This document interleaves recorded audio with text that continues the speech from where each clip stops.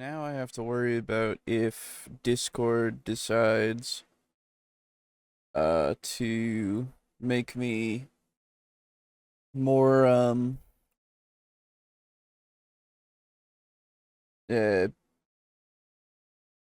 too loud or too quiet for everybody else, because it's decided that it wants to uh utilize, or I don't know, man. Something has changed with my microphone settings, but it's not in my actual microphone settings, right? It's in Discord, right? Um Discord has changed, unfortunately. I don't know what it is. They did something with, like, what was it? They did something with the automatic gain control settings. It happened in the vampire session that's gonna come out tomorrow. Literally had to leave it in, but yeah, it's I took mine off as well, of the enhanced gain shit, and for some reason it makes me incredibly quiet in Discord, and I have to like eat my microphone in Discord for it to work now, right? Um and but like for OBS and everything else, I sound fine when I'm like not eating my mic. So I don't know what's going on. If I'm a little louder, I apologize. Um I'll work with it on the fly.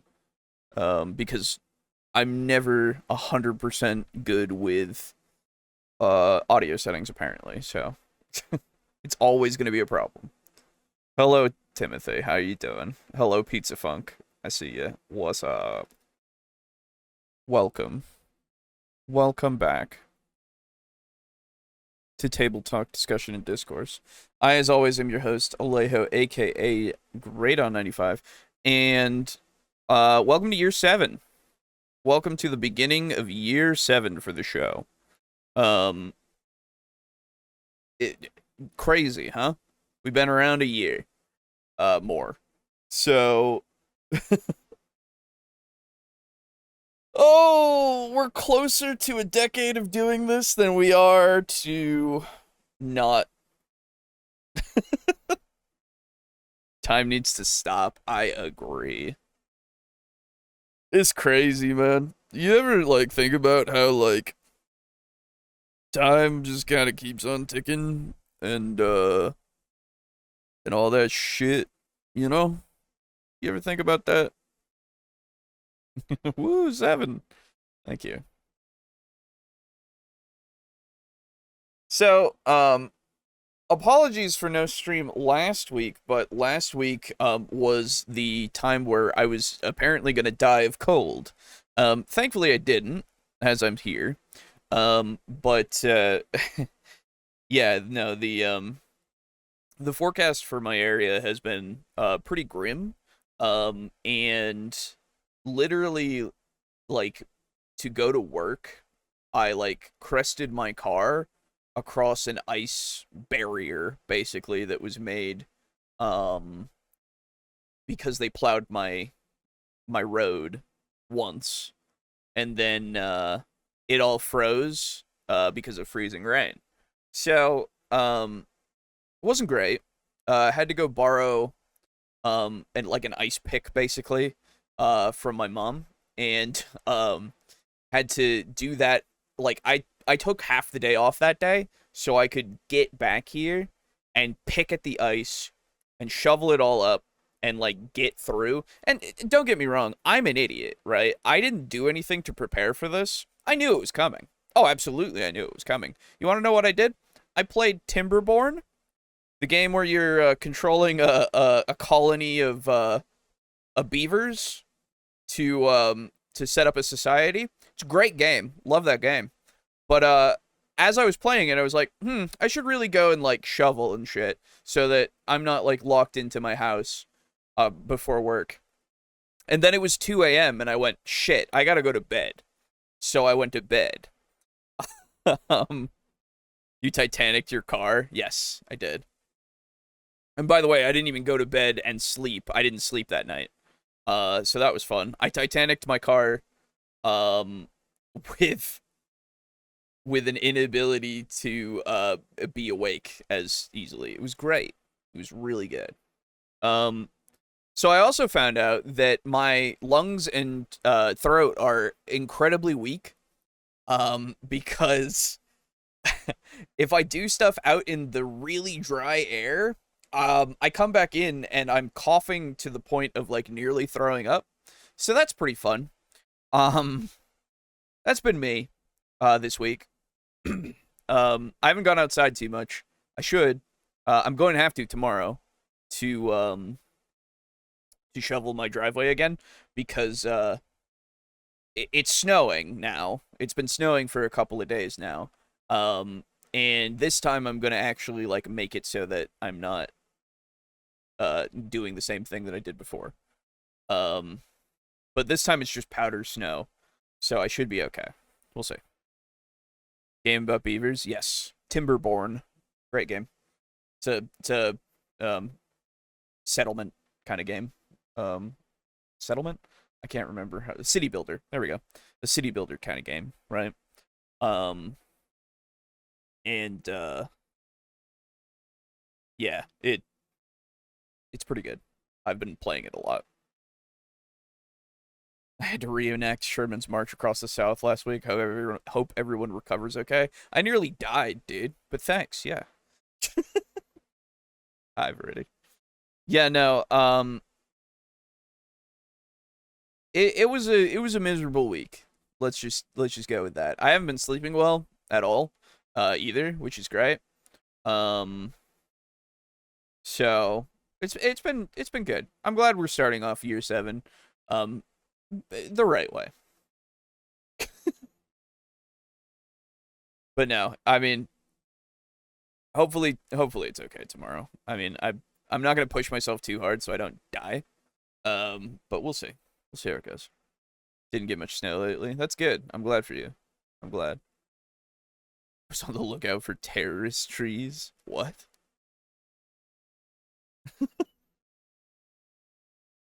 That's fair. But like what? You mean ones that like take down the power and stuff? Anywho, Aiden won't be here tonight. Yeah, the exploding ones. Oh, I heard about that. Yeah. I've seen videos of trees exploding just in general because it was so cold. Um, and then I heard that was happening. In I think up in Maine, where I'm originally from, and I was like, oh shit, dude. Kind of like that sucks, but also like that's kind of cool. Sucks real bad. Um, I don't think it got that bad down here, so we're losing the war on terror. True. Trees explode from the cold. Yeah, so like the water inside freezes to the point where it like explodes. It's crazy. You should look it up. It's fucked up that it's like a real thing. Side of the bumpity bumps need an upgrade. Fair. There you go. Anyway, so like I was saying, Aiden's not gonna be here tonight, unfortunately. Boo, I don't know if he's gonna be here either. He was around before, but I don't know if he's taking a nap or was taking a nap before the show. Either way, I'll be here, and we're gonna look at Daggerheart today. Um, so we're gonna start the year off strong, thinking about the game that has a weapon and a body part. So exciting. Now, I've never looked at the Daggerheart books. I've never played Daggerheart. I have an opportunity. Um, so I will see how it goes. But yeah, from this video, it's an interesting circumstance because a lot of people think that it's very generic. And I don't know. I don't know anything about it. So I'm glad you're feeling better, bro. Thank you. I appreciate that. I hope everybody was doing well this past couple of weeks. It's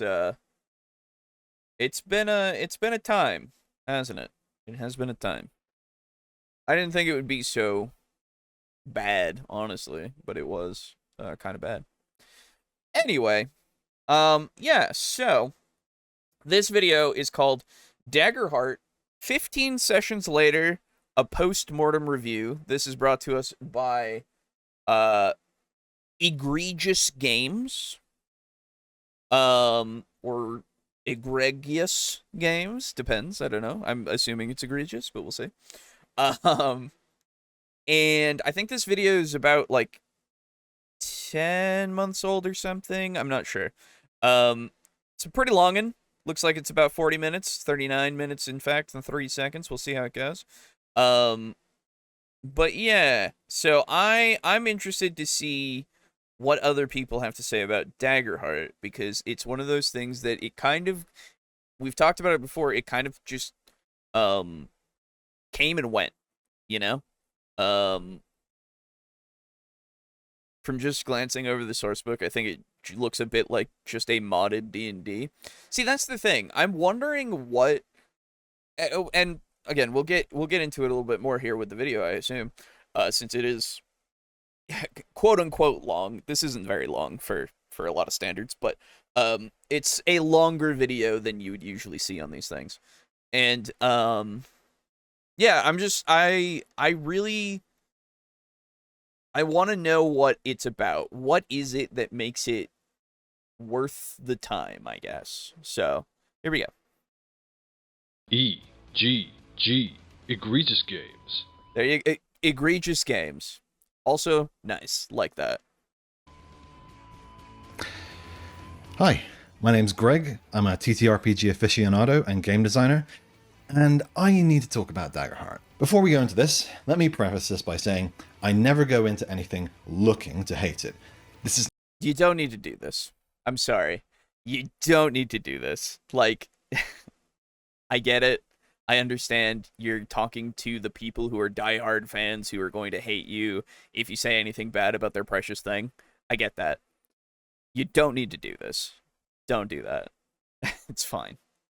Not some kind of outrage bait, own the libs video or anything like that. I've been watching Critical Role since the days we could barely hear the dialogue, and I wanted to like Daggerheart. So if you're one of the many people who enjoy the game, then my experience doesn't invalidate yours. I'm well aware that a lot of people really love this game, to the point where I didn't want to make this video. Dude, no, don't do this. Don't start with the... I never wanted to make this video. I never wanted to. Like...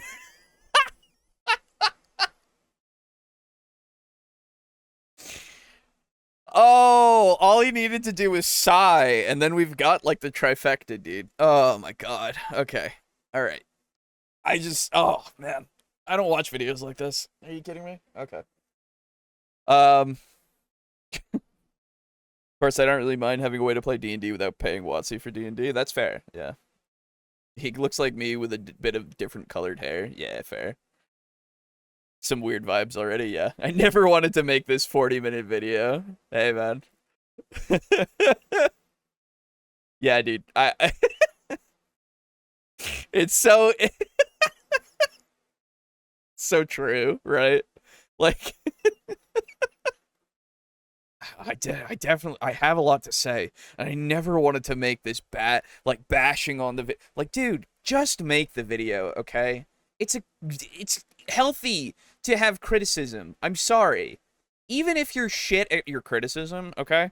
Even if you're wrong, okay? Even if you're wrong about the criticism, it's still fine for you to make the video, okay? You don't have to apologize for it by preemptively saying, I didn't go into this hating it. I didn't go into this, like, wanting to make this video. It's like, dude, just make the fucking video. It's fine. I think if you get past the 10-minute mark, you wanted to make the video. Exactly, dude. Exactly. Own the libs. Who does he think he might sound like? I don't know. Well, that's the thing. From this start, it's a weird start, because it's like, who are you talking to? Okay, do you really think that the fans of Critical Role and all of this stuff like are that bad that they're like, oh, anything negative about our precious, system is going to like make us very upset? I don't don't do that, Don't make people like don't put that image into people's minds that you think that they're like that. Because I doubt that they are. I really do. Anyway. Because I don't want to shit in anyone's cornflakes. Whatever, but dude. Here I am. Because as someone who's incredibly passionate about game design, I had to get my feelings about this game out. And I am not going to hold anything back. Good. So if you really like Daggerheart, just bear in mind this is just my opinion.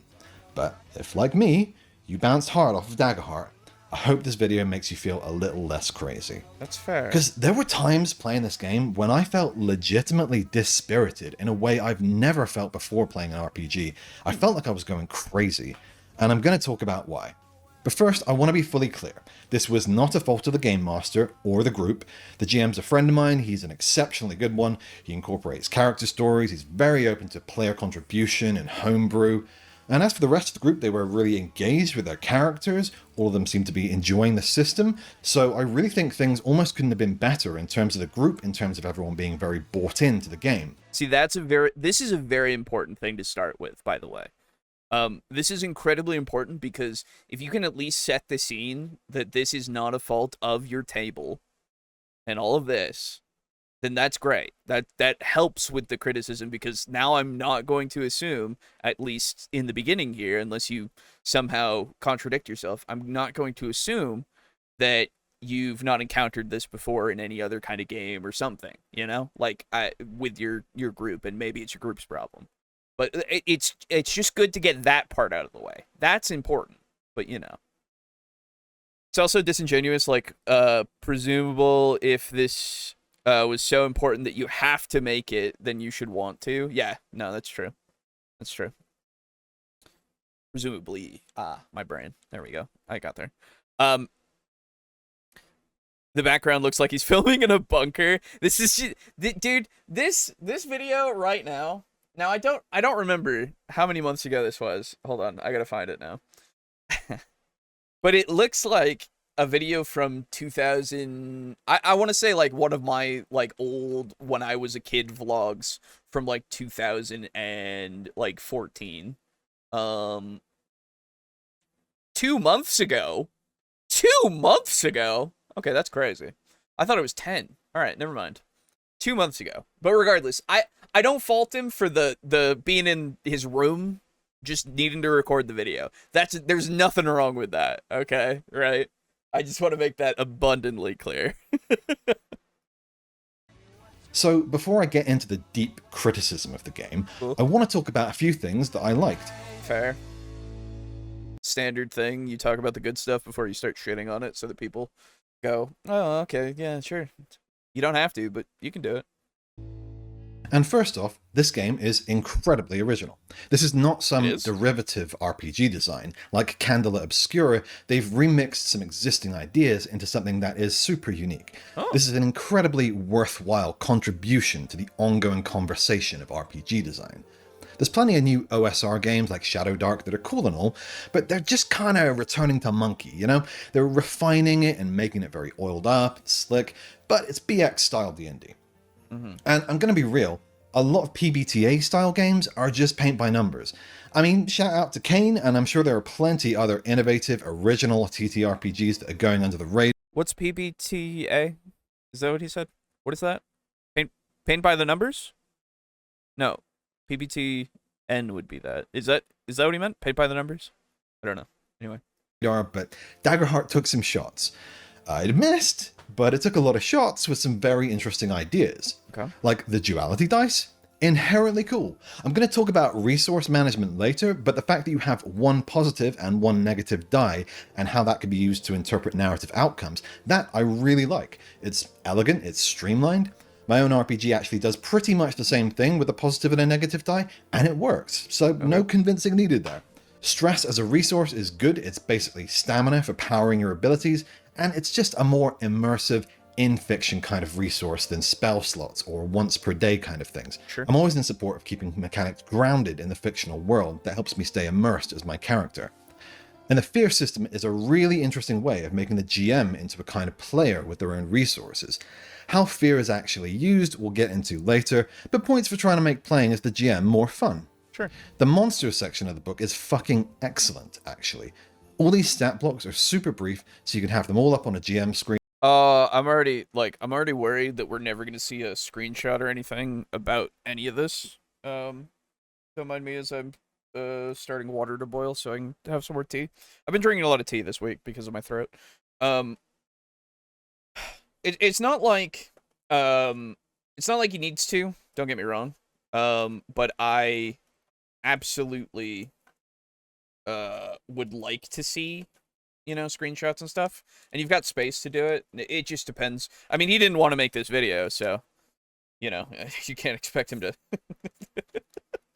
Sorry, that's mean, but I gotta make a joke about it because it's just like, yeah, that's what you said. If you didn't say that, I wouldn't be able to make the joke, right? If it's a smaller room with a computer, it probably gets toasty with the lights on. Yes, exactly, dude. My room now, in the winter gets to about 80 degrees. You can probably hear my boiler, but if when that's off, when I'm speaking, you can probably hear my fan. I've had to move I literally bought another box fan so that I could have a box fan in here to move air so that I'm not dying. So smaller rooms, yeah, for sure. You only have about 3 lines of stats and the rest is their abilities, so you focus on the cool stuff. It seems like the adversaries are easy to run, and the way it guides you into creating your own monsters is really cool. The game is very pro-GM, and it shows. I also love the environment section. This is just a bunch of super usable content that you can plop into any campaign. Instant sessions, again, very pro-GM. Sure. This also goes along with the campaign frames, which basically helps give groups a starting off point for new campaigns, so GMs aren't just in a wilderness with all the information in the world. And on the same note, the story arc and plotting section of the book is really good, the best I've seen since Index Card RPG.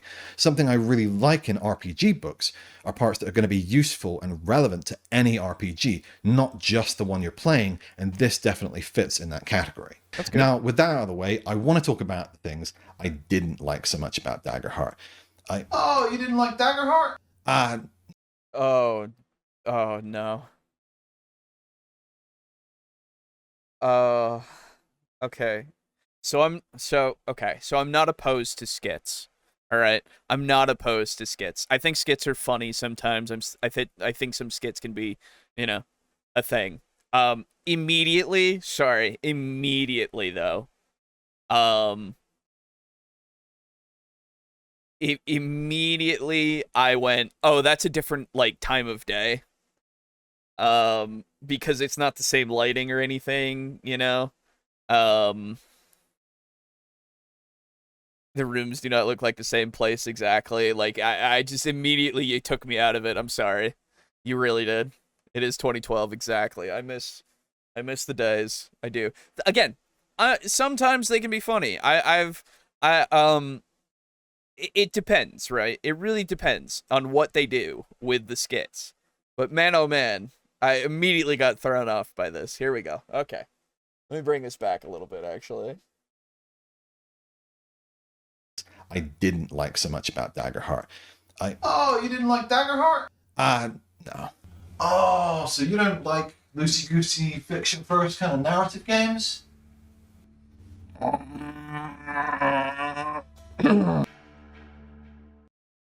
Okay. Okay. Nothing was done with it. It's fine. Now I get it. I do get it, because it's one of those things where some people are going to be like, "Oh, you don't like it because it's not so rules heavy?" It's like, well, now here's the thing. As I have gotten older, right? I like my rules heavy. I like my rules light. I prefer my rules heavy a lot of the time, but rules light systems are pretty good too. They can really make things quicker snappier and good times, just like learning all of the rules for Vampire and all the rules for 3.5 D&D have been things that have made it so that things do get faster and snappier because you know the rules, right? But also you can just immerse yourself in a bunch of shit that you might not have thought about and all that stuff. Because again, we've talked about it many a time. All of the options are there. You don't have to use them, but it doesn't mean that it doesn't mean that it's bad that you have a bunch of options, right? You hate freedom? Yeah, exactly. Hate it so much. Yeah, I don't know. It's just some rules like games don't hit me so well as others, so I don't know. Before we get into the deep analysis, I want to say this is not my first non-D&D RPG. I've played Okay. Call of Cthulhu, Cyberpunk, Lancer, Mothership, GURPS, Fabula Ultima, Ironsworn. I've read Apocalypse World, Mithras, Tenra Bansho, Blades in the Dark, Thank you for your nerd cred. Let's go. Traveler, many more. I'm an RPG designer. I read RPG books for pleasure. There's something I'm going to be talking about a fair bit here, and that's immersion. Feeling like you are embodying the character while you play them. Mm-hmm. Why isn't Magic the Gathering a role-playing game? I mean, there's fiction. You're a great mage drawing mana from the land to summon creatures. You're a commander. It could be a role-playing game. You could play it like that, with a lot of roleplay, but it would probably take a fair bit of work. Mechanics like drawing cards, a large element of randomization, abstract resources. Sure, we can explain them, but it's mechanics first, fiction second. Which isn't to say that mechanics can't enhance roleplay. In Mothership, your stress is constantly rising. It makes you feel tense, and when you panic as your character, it feels like a dam breaking. It feels inevitable, like the slow dread that builds to a crescendo. There's something key here, and it's that mechanics should mirror what your character experiences. Sure. I'm not talking about simulation. As humans, we don't experience the maths and physics that drive our world. We experience stress. We experience fatigue. We experience hope and fear. But I can't say that I've done something cool and then felt less hopeful after because it took all my hope to do that thing. And I can't say that I've ever put a thing that I know how to do in an imaginary vault so that I could make room for a different thing. Let's be real, these gamified mechanics are completely divorced from my character's experience. Yep. I wouldn't mind so much if the mechanics at least felt fun or tactical to use, but they don't. They're not interesting choices. Most of the time they feel like non-choices. Bookkeeping. Daggerheart. Okay. Sure. That's fair enough. If you find things too tedious, that's how you feel about them. I don't find a lot of things to be that way because it's just how the system works. But then again, I'm a freak, so I don't really find myself not liking stuff, When done wrong, it makes it look like a straw man for his argument to seem like the correct one. Now I know why he apologized at the start with the skits, I mean. Oh yeah, fair enough. I don't know, it's one of those things where it's like, if you're gonna do it, you gotta add something, But I get the point, It's just like, Microprose did turn Magic Gathering into a role-playing game in the late 90s. I didn't know that. That's cool. I know what he meant, but he should have explained the system a bit before he said all that. Yes, exactly. I've just kind of been listening and going, okay, I have no frame of reference of what Daggerheart does yet, but he's going to go into it, I guess, right now, so we'll see. Most of the time, they feel like non-choices.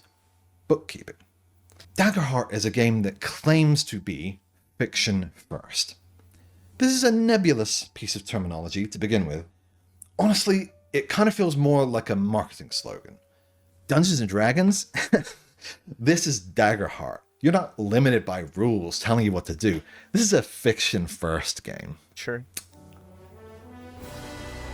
This is wrong in multiple ways. Oh, okay. First off, if we want to be real pedantic, every TTRPG is fiction first. Thank you. Pretty much every game has a basic resolution system that could be repurposed towards pretty much any goal. You want to try and do something unprecedented, like maybe make a parachute out of nearby materials? Alright, sounds like dexterity or maybe intelligence. You guy used to work as a tailor? Alright, sure, I'll give you a +2 to that. This is nothing new. They've been doing this since the 70s. It's literally how the game started. I mean, you think they had rules for exhaustion or holding your breath when Dave Arneson was running the game before rulebooks existed? No, they made a ruling. Oh my god, you said Dave Arneson. Oh my god. Rare Arneson mention from somebody else. That's crazy. Usually you get the Gygax, you know? It's very cool. Alright, good shit. Good shit. That's one of the reasons we have GMs, to be a referee, to adjudicate these kinds of things. Fiction first is an approach, and it can be used with just about any system. But sure, if you want to define fiction first as basically... I'm sorry. It hasn't popped up on the... There it is. Dave. Dropping the hard Arneson. Dude.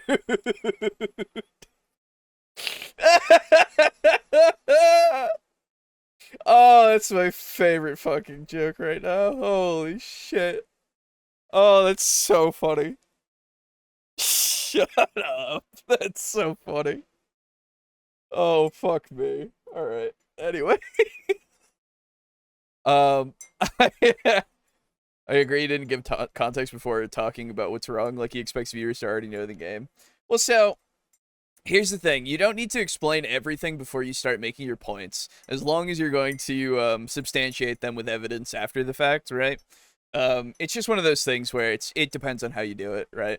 So we'll see, I guess. Basically looking at the fictional circumstances and then using that to decide appropriate mechanics or modifiers, then yes, some games are more suited to a fiction-first approach than others. But Daggerheart's not one. In Daggerheart, I can't even be good at the things I'm good at without spending a hope. What is a hope? Fuck knows, but I can't cleave without one. In the video game business, we call this ludonarrative dissonance. Oh my god! I was literally in the back of my mind, I was wondering if ludonarrative dissonance would be dropped as well. What a weird thing. Okay, I know what that is, and I know he's gonna explain it, but like, whoa. Okay, like, again, he's a game designer, it's fine. Like, he's coming at this from a certain perspective, so I'm not gonna harp on him for it, but it's like, you know when you are listening to videos and, like, somebody drops verisimilitude for no fucking reason, you know? Just because they need to put it in there. It's like, it's stuff like that that throws me off and stuff, but for him, I can understand why he's using it. Verisimilitude is one of my, like, words that I'm like, okay, it's a good word, I get you, I understand, but people use it too much, and I'm sorry, but it's been ruined for me. So if somebody says verisimilitude in their video, I'm usually like, okay. Should be able to do a thing, but they can't, because game says no. Because mechanics come first, and we justify them in the fiction after. Okay. One of the designers literally explains this in an interview. When somebody wants to trigger a mechanic or a rule. Why does his voice sound like that? Why does his voice sound like that? Think about whether the fiction has set you up for that to make sense, for it to happen. It may be that either you ask the player to create that connective tissue, or you say, well, let's figure out what this looks like in the fiction, right? We try to figure out how to make those mechanics manifest in the fiction so that we don't have this moment where we feel like the fiction has been... Yeah, cut and drag with no cut. Yeah, I know, that's very weird. Bad recording setup, maybe. Man, and you thought you had audio issues. This is very strange. I don't know what's going on here, because this like clip, something has happened to it somehow, and I don't know what. Left behind entirely, and we're just living in the world of mechanics, and then we're going to go back into fiction. What he explains is that when players want to use a mechanic, they have to look to fictionally justify it, or create connective tissue from the fiction to the mechanics. I understand. But that is a fiction-last approach. For a fiction-first approach, the mechanics have to be created to support the fictional circumstances. Yeah, exactly. I was gonna say, if you're going fiction first, like, it would be I ask you if I can do something, and then you figure out as the adjudicator, as the game master, whatever, you figure out what I need to do to make that happen. That's like how standard D&D works. This is weird in because that's one of the designers of Daggerheart, I assume. So him saying, "Oh yeah, you have to tell them what you want to do, and then justify it yourself as to why you can do it before we even go to the mechanics, I guess. Or utilizing the mechanics that you have. I'm not sure, because I would love to know like what my resources and stuff are just yet. Because if I look at a character sheet, actually, you know what? Fuck it, let's do this. I'm sure I can find a Daggerheart character sheet pretty easily.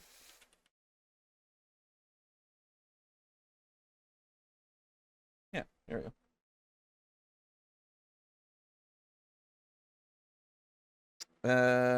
Sure, create character. Okay. There we go, downloads. That's what I want. Character sheets and guides. Here we go. Oh my god, what is all of this? Oh, okay, these are for each of the classes. Okay. All right. Here, hold on. I got you. All right.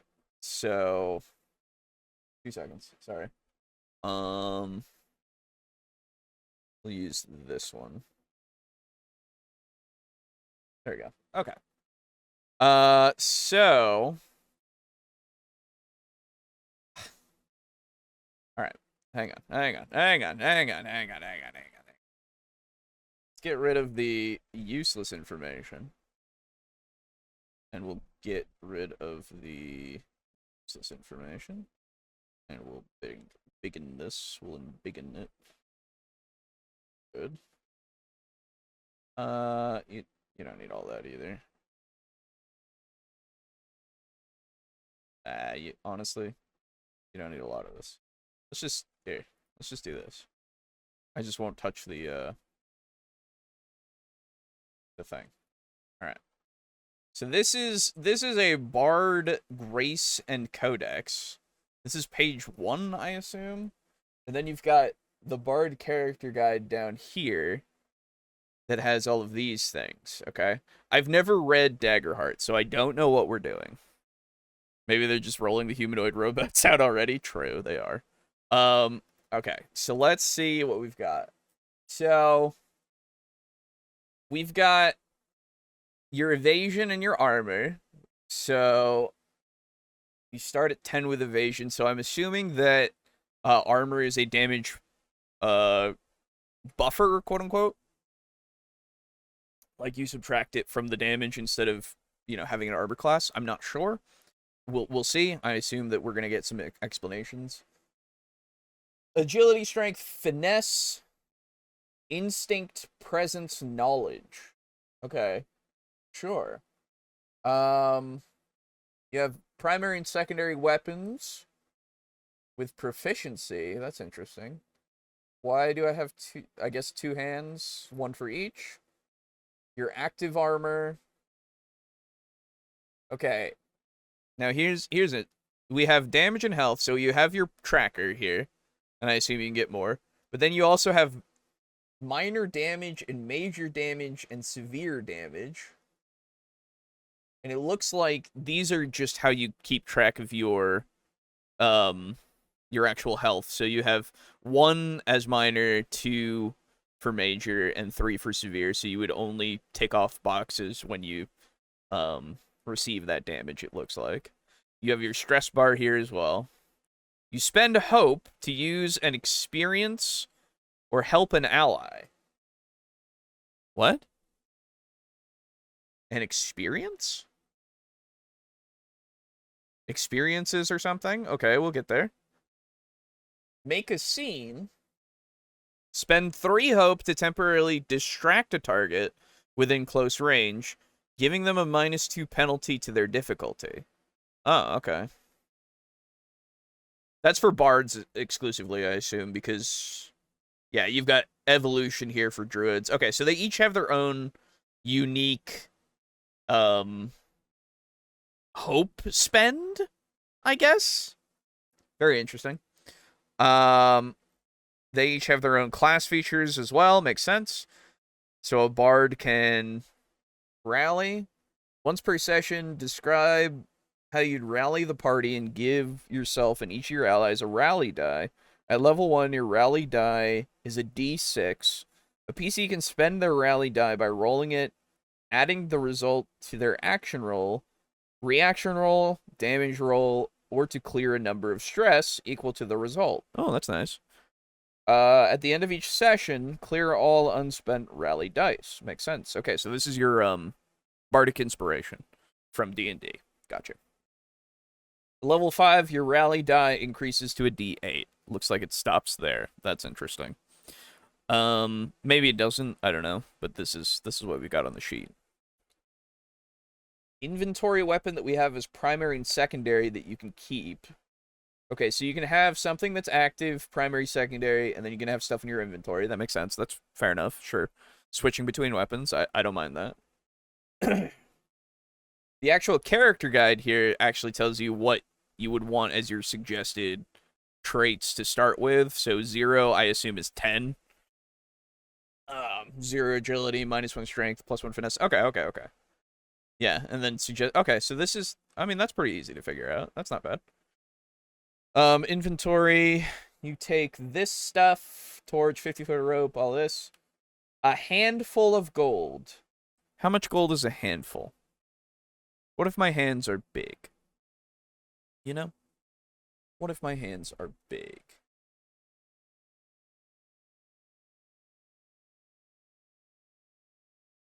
Then choose between a minor health potion or a minor stamina potion, and either a romance novel or a letter never opened. Okay. Then decide what you carry your spells in, a songbook, a journal, etc. Okay. Interesting. And then you have some stuff for your character's description. Or write your own description. Okay, good. Yep. Background questions, connections. Okay. Tier 2.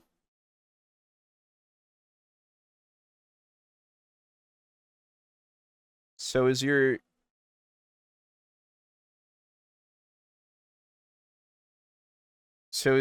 experience used for these? Okay. Okay. Permanently gain a +1 bonus to 2 experiences. Interesting. Okay, I don't know what experiences are yet. So we'll see, I suppose, what this is. Hello. Hello. How you doing? Fashionably late. How about you? Fair enough. I'm doing okay. Good to see you. Yeah, I took a nap around like 6:30. Oh, woke up at like 9:38, and I'm like, this is nice to just be. Yeah, I'm late now. I'm like, wait a minute. Looks at clock. Oh shit. Yeah. Oh. No worries at all, man. Yeah, we've Yeah. only gotten, I want to say, like 7 minutes into this video. It's Okay, about how long is Daggerheart. the video itself? 40 minutes, Mhm. almost. Oh, okay. So I'm actually Mhm. okay. That's Yeah, good. you're I mean, super watch you're together. super early on. So this video is about the things that this guy has found to be not so great about Daggerheart. Okay. And he's a game designer as well, so he's got that perspective, which is neat. So far, I have no idea what Daggerheart is, basically, still. But Okay. he's talking about oh, by the way, this is a question for you. Do I sound okay to you through Discord? Yeah. Okay. Yeah, you sound completely fine. If I'm back here, do I sound okay or no? You sound fine, but you sound further away. Okay, all right. So I changed my I took away the automatic gain control from Discord, and it made me incredibly quiet before, until I basically gargled my microphone. So yeah. So when I came in, you were a bit quiet, but I've brought you up to, I want to say, like 90%, and you're fine. All right. As long as So. you can hear me, that's all that matters. Yep. Okay, cool. Yeah, Discord settings don't match my audio settings on my computer. Like, on my computer, if I record anything, I'm fine. Like, the stream is fine, everything is fine. But, like, the moment I listen to myself in Discord, I sound like I'm a mouse. And I'm like, oh, cool. Yeah, Not the best. Discord has fucked something up. I don't know. Yeah. Anyway, so far, he's talking about, and this is an interesting point, at least so far, is that they claim that that Daggerheart is like a fiction first system. So, like, you know, it's not supposed to be as heavy on the mechanics and stuff, and you can basically justify what you're doing with that and all that. But what he's presented is scenarios so far where he's saying that you actually kind of have to figure out how to work the scenario itself after coming up with how you're going to utilize, like, your mechanical advantages. So in this example, we have something called Hope, and I'm looking at a character sheet right now. And Hope is just a resource that you have. It's something that every character class has, and they have their unique ways to spend it. And I assume other ways to, spend a Hope to use experiences or help an ally is also just a generic thing that everyone can do. And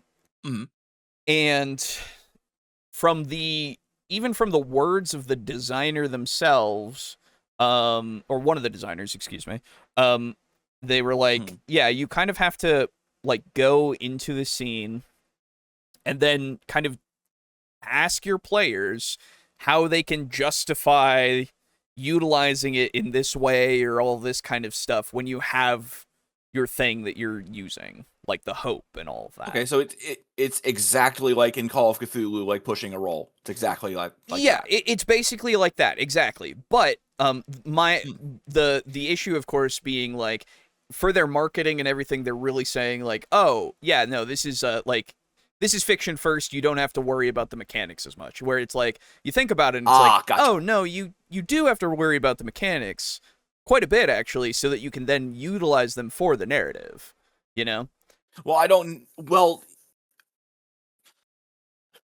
So you have to justify it, but you're justifying it using the in-game scene, though. Yeah, I'm not sure entirely, like, how this is flowing yet, because he hasn't made the full point yet. Oh, okay. So we'll get through it, hopefully, and figure it out. But, like, that's my understanding, at least, at the moment, right? Yeah. So we'll Because see. at least the way it's being described, it sounds like you are still having. By the way, I'm going to be playing Deep Rock this whole time. No worries. It sounds to me like, you know, you have this resource that you can spend to do stuff, and you have to use the actual established scene to figure out how you can use it. So, you know, like, oh, I'm going to use my Hope to do this. It's like, okay, what are you actually doing? So you are still needing to use the fiction of the situation. So that tracks for me, at least the way it's been described. Right. It tracks for me too. I'm just trying to see what, like, it's not like it doesn't work. It's just like that I don't know exactly what would be the alternative, I get. Like, no, I'm sorry. I do know what the alternative is. The alternative is I ask you if I want to do something, and then you say, okay, make me a roll. You know? Exactly. Which is absolutely, like, putting the fiction first, right? Because it's like, well, the mechanics are, like, able to meld around what you want to do, more so than you looking at a stat block and saying, what can I do so that I can then affect the narrative, right? Yes. So, there we go. Okay, we'll do that. Okay. That was weird. Yeah, sorry. I looked in, I saw that our thing was, like, set to automatic region, and I was wondering if it would just be more stable if I put this on East Coast. So, like, we'll see how it goes. Anyway. Okay. Yeah. Okay. If you create narrative circumstances to justify the mechanics, that is a fiction last approach. Does that make sense? Let me give you an example. Say I'm playing D&D 5th edition and we're at the edge of a poison swamp. The GM's Hidetaka Miyazaki. And so I say, with my Aarakocra, I want to pick up the wizard and fly over the poison swamp. Cool, the GM says. Since the wizard's pretty light, that's no problem. But if you want to carry your Goliath friend, you're going to need to make an athletics check because he's so heavy. In other words, fiction first. Yeah, okay, yeah, that's Okay. that's exactly what I'm talking about. Okay. All right, so then what's the... Okay. A fiction last approach would be something like, you may mark a stress to pick up another willing creature your own size or smaller. And I shit you not, this is an unlockable feature that you get from picking the Winged Sentinel subclass. Gotcha. Okay. But I don't know.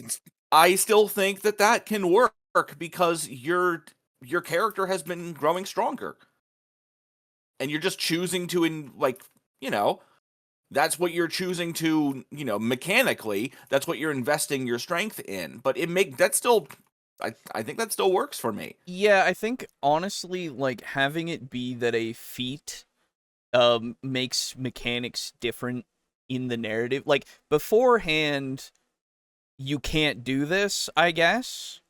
So which is a little strange to say, but I mean, like, your wings aren't so good or whatever, whatever it is that you can do. Yeah. So like, yes, technically, I suppose. That's the mechanic coming first before you can even do anything in the game. So you have to follow the mechanic first. That I don't see. I guess I see how that is the non-fiction first thing, but like, yeah. I guess I would so need now, to have he a said lot... this was at. Oh, sorry. Oh, sorry. He said this was at level 15. For this one, I don't know. Yeah, back it up just a touch. An example. Say I'm playing D&D 5th edition and we're at the edge of a poison swamp. The GM's Hidetaka Miyazaki. And so I say, with my Aarakocra, I want to pick up the wizard and fly over the poison swamp. Cool, the GM says. Since the wizard's pretty light, that's no problem. But if you want to carry your Goliath friend, you're going to need to make an athletics check because he's so heavy. In other words, fiction first. A fiction last approach would be something like, you may mark a stress to pick up another willing creature your own size or smaller. And I shit you not, this is an unlockable feature that you get from picking the Winged Sentinel subclass. Which implies that Winged if you Sentinel don't have this subclass. feature, or Okay. Yeah. Gotcha. if you don't spend a stress, you can't pick up and carry people, not even your gnome friend. Which is absurd. Oh. Yeah, that's what I'm saying as well. Yeah, without that, Gotcha. you can't pick up anybody. Gotcha. Okay. Yeah, no, that is dumb. Yeah, that's like, with these things kind of set in place, it makes it so that your narrative is now hampered because the mechanics can't support it. And you have to think about the mechanics before you even think about being able to do anything. Yes. Gotcha. That's I can understand now. Yeah, that's not a great design system for something that's supposed to be fiction first. Especially because like he said, it's something that you could do realistically until you engage with that mechanic. Yeah, no, that's Exactly. not good. Now I wonder, and it doesn't say it in that rules that he showed on screen, and thank God he's showing rules on screen, chat. I was worried he wasn't going to do that, but now my worries have been dissuaded. There was a whole thing in the beginning where he was like, I didn't want to make this video and all that kind of bullshit. So I was like, I was a little sketched for a second, but we're okay. Yeah, but yeah. But like, yeah, so I just maybe now he would mention it if it is the case. I assume, I'm giving him the benefit of the doubt, but like I assume that maybe it's not necessarily in the game, but you could at least say this is a thing in combat situations or stressful situations, quote unquote, right? Just to make it so that makes more sense, I guess. But even so, I would hope that would be the inherent usage of that kind of feature rather than it being, oh, you just can't do it. But the implication, at least from the rule, makes it so that I go, oh, you just can't do it until you get this. Yeah, not the best. Not a great start.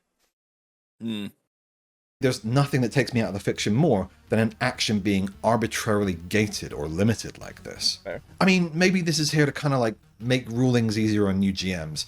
If your feature tells you how this works, the GM doesn't have to make a ruling, but that's not fiction first. That's not even very TTRPG-like. It's more like a board game or card game's mechanics. While we're talking about prescriptive 4th edition style rules, I want to touch on domains and the way they're tied into classes. Each class gets 2 domains, which means every class shares a domain with one other. For some classes, these feel natural. Like, we already know that a ranger is sort of like a fighter druid, so it makes sense to give them the druid spells as a secondary domain. Sure. In other cases, these feel pretty arbitrary. So, take the sorcerer class. You get Arcana as your main domain, and that makes sense. That feels like the one they designed for sorcerer. But your second domain is Midnight, which is the rogue abilities that let you go invisible, pick locks, things like that. Huh? Oh. And listen, I can understand that a type of sorcerer might be able to do those things, Yeah. but as a default, Yeah, it that's feels weird. like shoehorning, if I'm honest. What's frustrating is that this could have been one of the coolest ways to customize your character. Your first domain is attached to your class, then you get to choose your second. I was about to say, if they had made it so that Yeah. you can just choose whatever, that way you can do that whole, like, it's like what you can do with Pathfinder, right? Pathfinder 2e has their archetypes and all that kind of stuff, and then your feat trees that you can go down different archetypes feat trees as well to multi-class, basically, quote unquote. Okay. If I remember correctly, or at least get different features from different classes. So like, it'd be cool to see something like that, make it so that everybody is customizable in however way they want to be, because then it would help with their whole fiction first aspect as well, I would think, because it's just like, well, yeah, I can just make whoever the fuck I want and then design the character around my concept, you know? Excuse me. Kind of like how Fabula Ultima has you build your character concept by picking 2 classes that combine into one. That would also help players avoid having overlapping domains. Unlike many of the game's problems, this one's actually easy to fix. You just do what you want. True. But it just makes me question why the decision was made. Are they hoping that players will buy more upcoming products so that they can get the specific domain combination that the book allows them to pick? I'm going to be honest, these kinds of arbitrary restrictions just kind of remind me of D&D, of trying to sell more books. But yeah, since my GM is cool, we just did whatever we wanted. Okay. My special snowflakes. Oh, yeah. Oh, no. Yeah, I stopped it at the wrong time. Yep. He did. I want to compliment him again. Since you're here, you didn't hear about it.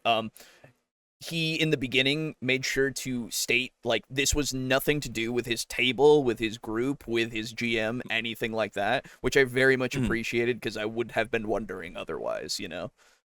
So I think it's very important to at least put that out there again as something that he has a sensible GM who's like willing to, actually try to play the game the way it seems like they wanted it to be played. Yeah, exactly. So, oh, by the way, Timothy says hi, boo. Hello. Boy, I sure do love sleep, don't you? Yeah, I wish I could do it more restfully this week, but you know. How's your ice storm, by the way? It's thankfully it's not icing anymore. Tomorrow, I mean today and tomorrow and a little bit yesterday, it's been snowing, but it seems like it's not like sticking, which is good. And it's gonna be really windy tomorrow, but I'm gonna have to check to see if I'm gonna be good for work on Monday tomorrow. So we'll see. Yeah, we got a good deal of snow over here. We got maybe like 3 or 4 inches, something like that. Yeah. Yeah. But, oh, really? That's Wow. about it. There you go. Yep. Even in Georgia.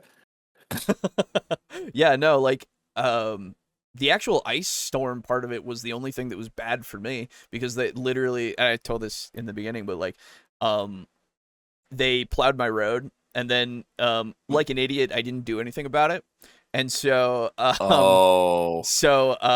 when the ice so came, the water just the ice made the slight bit that was my driveway that had actually, piled up there, made it into a fucking wall. A solid wall. And let me tell you, jumping over that with my car was not fun. I bet. But, whatever. Yeah. What are you supposed to do in that situation? Do rock salt? Or- I should have done some salt or some. I had to get a pick, a nice kind of pick thing from my mom, Mhm. because I don't Rock and have one. Stone.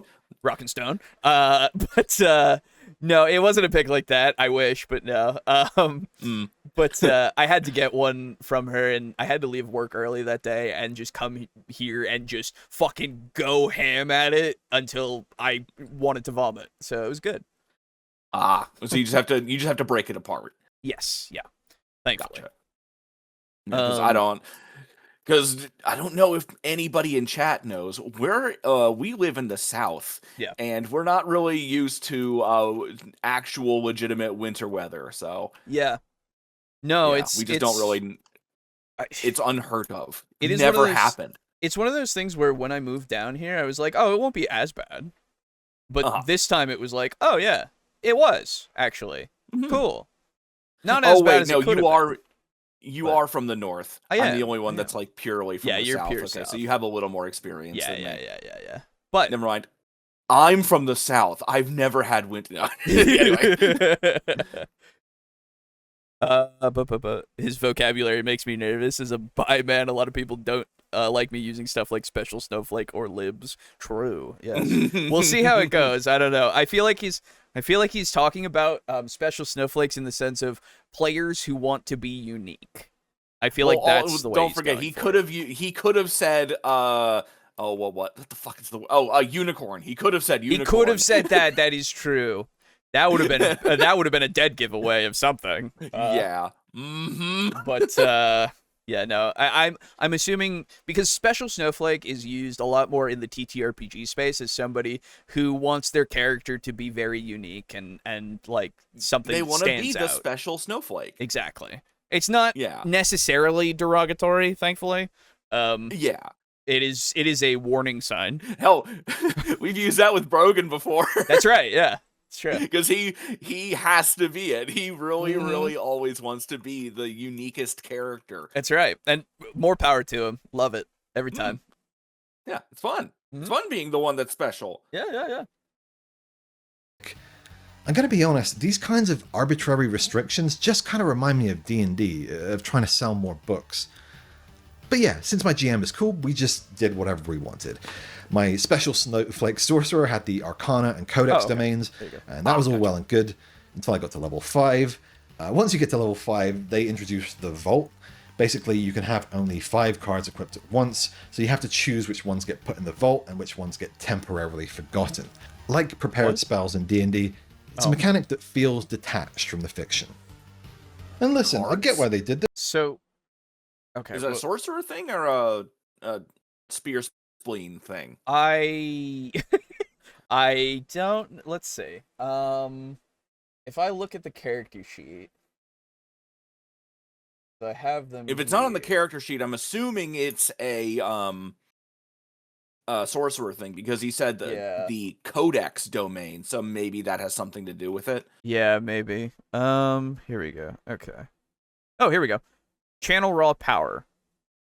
Once per long rest, you can place a domain card from your loadout into your vault and choose to either gain hope equal to the level of the card, enhance a spell that deals damage, gaining a bonus to your damage roll equal to twice the level of the card.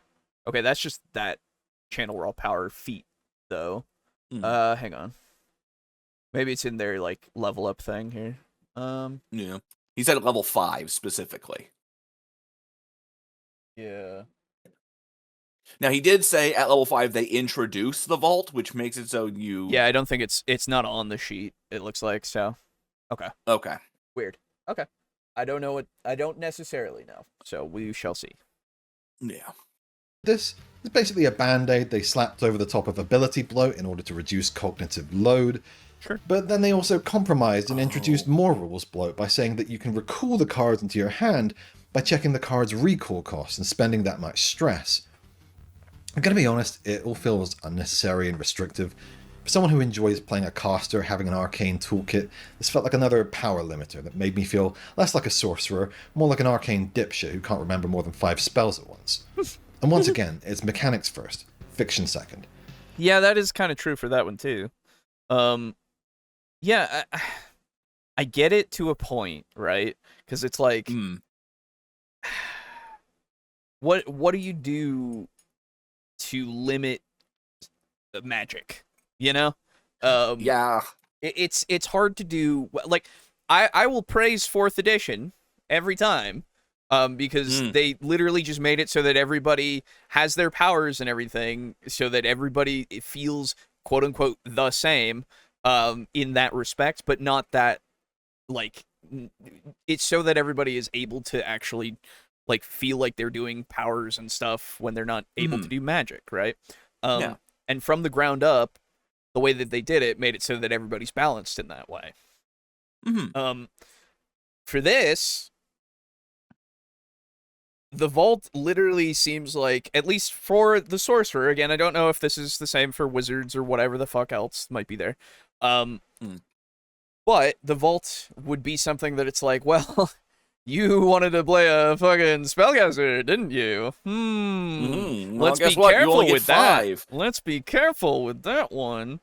But if you do want to use your full power, you can actually spend your stress, which I'm fine with. I don't find that to be a bad thing. I think 5 is a little too low, though. Like, yeah, damn. exactly. I don't know what the power level and stuff is here that we're dealing with at level 5 that makes that necessary, right? I assume you can get up to 5 before you hit level 5, and then once you get to 5, maybe you have like 7, you know? And then you have to start choosing what you want to actually utilize, and then dipping into your reserve at certain moments, potentially when you want to use something that you haven't like chosen before. Which I think sounds fine. I think that sounds okay as like a because concept. it's effectively the same thing as prepared spells. It's just if you spend a resource, you can prepare anything on the fly, which that sounds kind of nice. But it's just the limit on how many you can have as being very, very tiny. Yeah, exactly. Maybe it goes up as you level. It like, might. you know, you got to, like as a wizard, you know, you got like 1,000 spells or whatever. So Right. it starts out at like 10, and then as you get higher up, you can just have more at a time. Yeah, maybe. I'm hoping. If he doesn't talk about it, then I don't know. But you know. Yeah. If you play Delta Green and make your character a VTuber, I guess there's some people who might call that a special snowflake. True. Right. Yeah, that would honestly be pretty funny. That's what we did in that little Delta Green game. Oh, okay. Yeah. And I mean, hell, there's a Call of Cthulhu, like an official call, oh, not official, but you know, there's a Call of Cthulhu adventure where you are a group of ghost hunters that do a stream on this thing, and you're like, oh my god, the chat can actually influence your actions and shit. It's really funny. Oh, I really want to do DM that. gets to the DM gets to play like chat effectively. Yeah, you get, like, fucking super chats. It's like, no, go step into the slime, you bitch. Oh, it's fake, I love fake. that. Step into it. You know. Oh, I love that so much. Holy shit.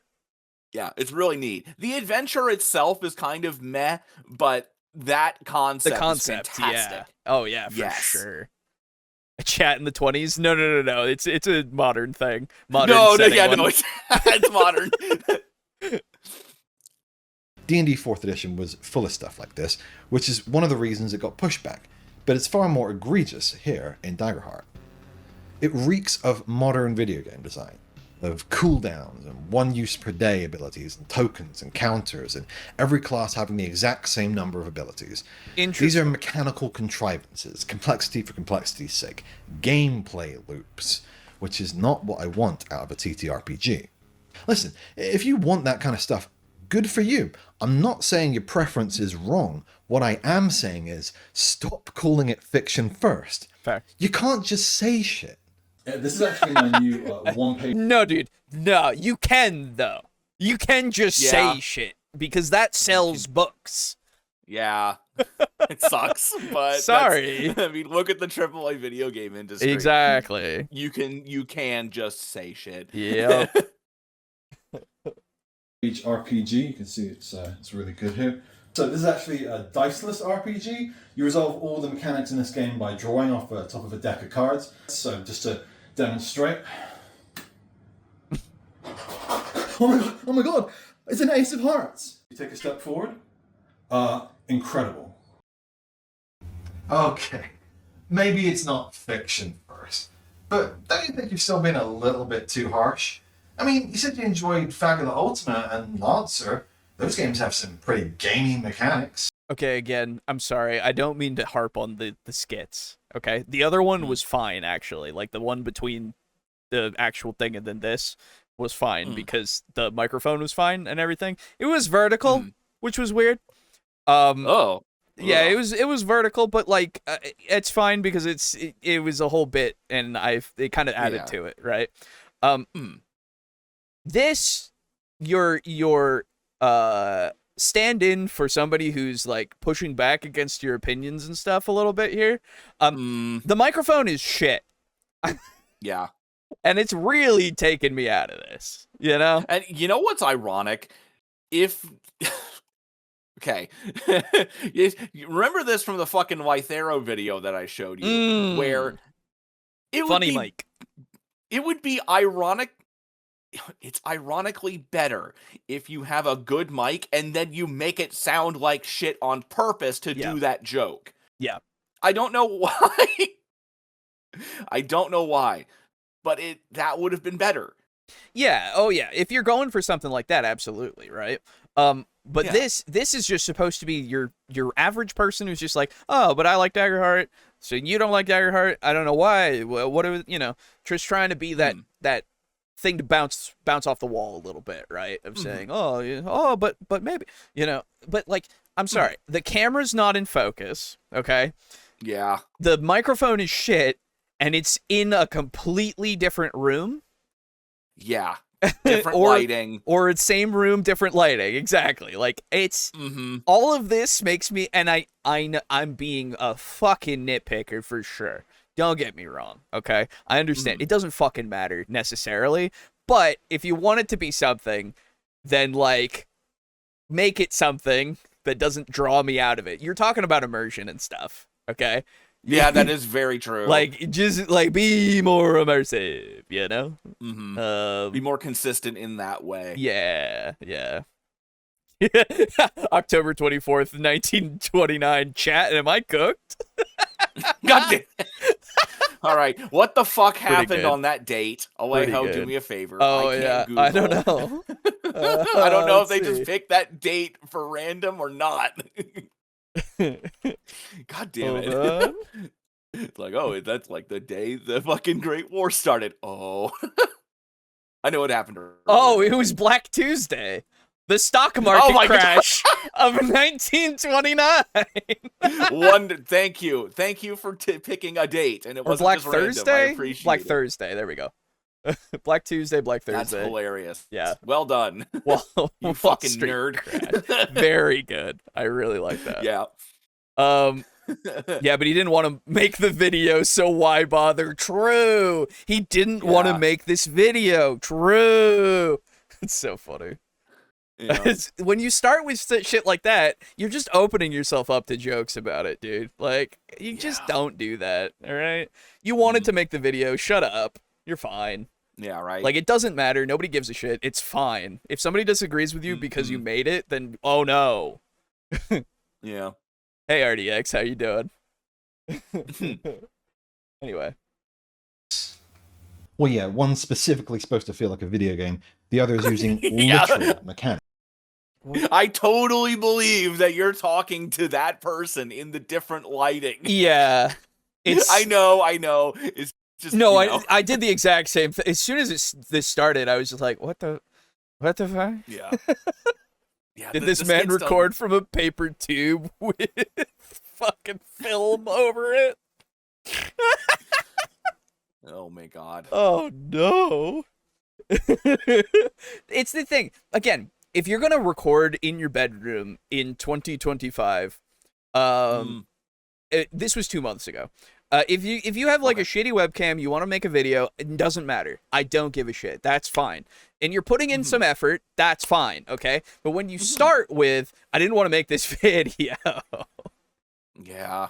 Like, And I assume you meant to say, like, to make it so that it was negative and stuff, but you started with, like, the whole, I didn't go into this, like, looking to hate it and all that shit. You had to justify yourself. And when you have to justify yourself, it makes me go, dude, just make the fucking video, okay? Yeah, just make the content. It's just fine. Make it. It's okay. You know? Either that or he spit Vaseline over it with his camera lens. Yeah, there you go. Thanks. But yeah, you're right. Nothing I've mentioned so far is a literal deal breaker for me. Yeah, no shit. Janky, video gamey, ttrpg design is nothing new. And while Daggerheart's a little bit more egregious than most, it's something I can look past.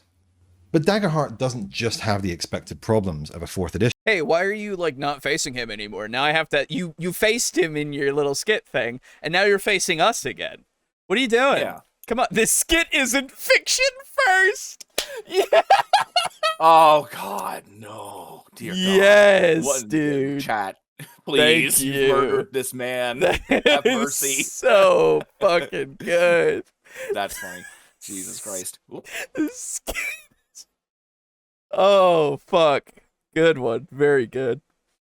He might as well make a sock puppet with googly eyes for the skits. I mean, yeah, might as well, you know. Honestly, the character would be more endearing. I would like it Sorry. better. Yeah. It would also Yeah. be more in focus, for sure.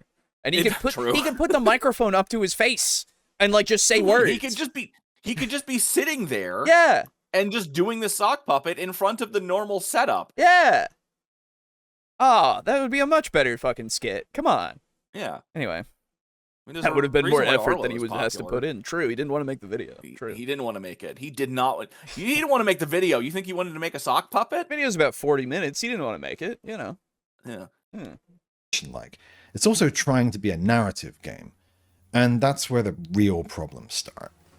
Because Daggerheart is a game pulling in 2 different directions. Okay. I think they were trying to please everybody, but that's not how you create art. Artists are selfish. They put their artistic vision above everything else. Eating, sleeping, having a stable income. To make art, you need to not care about pleasing everybody.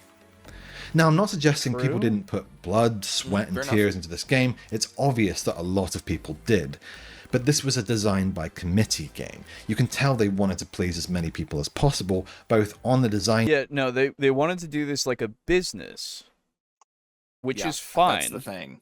Like, it is, unfortunately, business-made art is corporate art or whatever, or art by committee. That does exist, and yeah, it's not always great, but it is still art. So, Yeah. team Because and in the Good art and bad art share a similarity. The fact that they're art. yes, everything the can be thing. art. Whether or not it's good or Yeah. bad is a whole different question. But it's still art. Yes, it will always still be art. public. And this is where Daggerheart kind of drops the ball, because it's so obsessed with giving players and GMs the choice of how they want to run things that there is no spine, there is no backbone to any of it. They and ah between different design philosophies, so when they go for these loosey-goosey rules, they completely undermine the kind of game they're trying to make with the more crunchy rules. Sure. Take experiences as an example. In this game, experiences basically kind of replace skills in other games. They give you a bonus to a roll, but unlike other games, you can write down whatever you want as an experience. This can be a background like noble, or a profession like soldier, or even a kind of a personality or a way your character approaches situations. And I like this idea in theory. It's not an original idea. Lancer has something similar called triggers, but in Lancer they give you guidelines and examples, so you can't just make a trigger called hero and apply it to anything. Your trigger feels like a niche, something grounded in the fiction that your character is good at. But in Daggerheart, experiences are so broad that they can basically be applied to just about anything. A soldier experience might let you threaten people, hit them harder in combat, or sneak through the woods like it's Vietnam. Whatever. The game actively encourages thinking outside the box. But in practice, this feels like a cheesy way to get bonuses by playing Mother May I with the GM. This wouldn't be so bad if they were just small bonuses, but they're one of the main forms of vertical progression. They apply both in combat and out. So once again, they try and band-aid this by saying you have to spend a hope to use an experience, which makes it feel even more like just an abstract game mechanic. Okay. Interesting. So, from the outset, I don't necessarily find it to be a problem to have it so that it's broad, you know? Yeah. I think that having something that can apply to both combat and social / skill roles is actually a good idea. Yeah. Because, and especially in something that you want to be more rules light, quote unquote. Mm-hmm. Now, it does make me question it a bit because of the rules that I have seen so far. It does kind of create that bit of dissonance there, right? But I don't know. It feels like something that I would see in like Fate, you know? Yes. Which, again, not a bad thing at all. As much as, you know, Fate is Fate, it does make sense in the context of the situations and stuff that you're utilizing these skills for. And so if we're doing that in another system, you're just utilizing that same kind of technique. Now, having to spend a resource to do that is the thing that I go,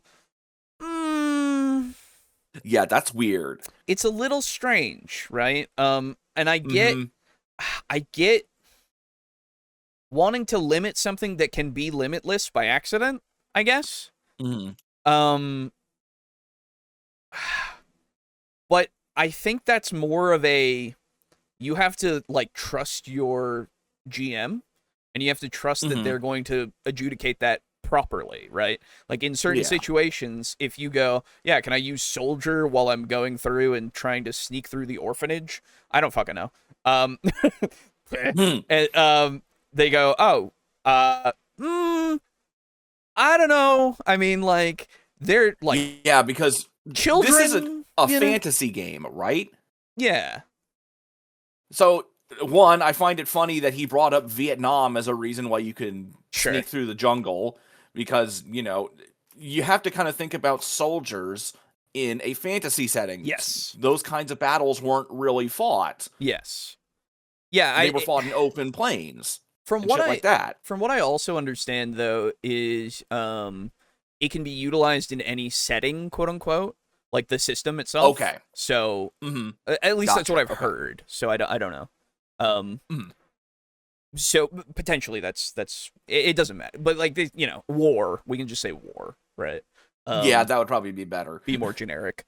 But it just seems weird for the hope thing, because it's like, yeah, I specialized my character to have this quote unquote experience because it's part of who they are, and now I have to ask permission to be who I am. Yeah, that's weird. That sounds. I mean, the thing that weird.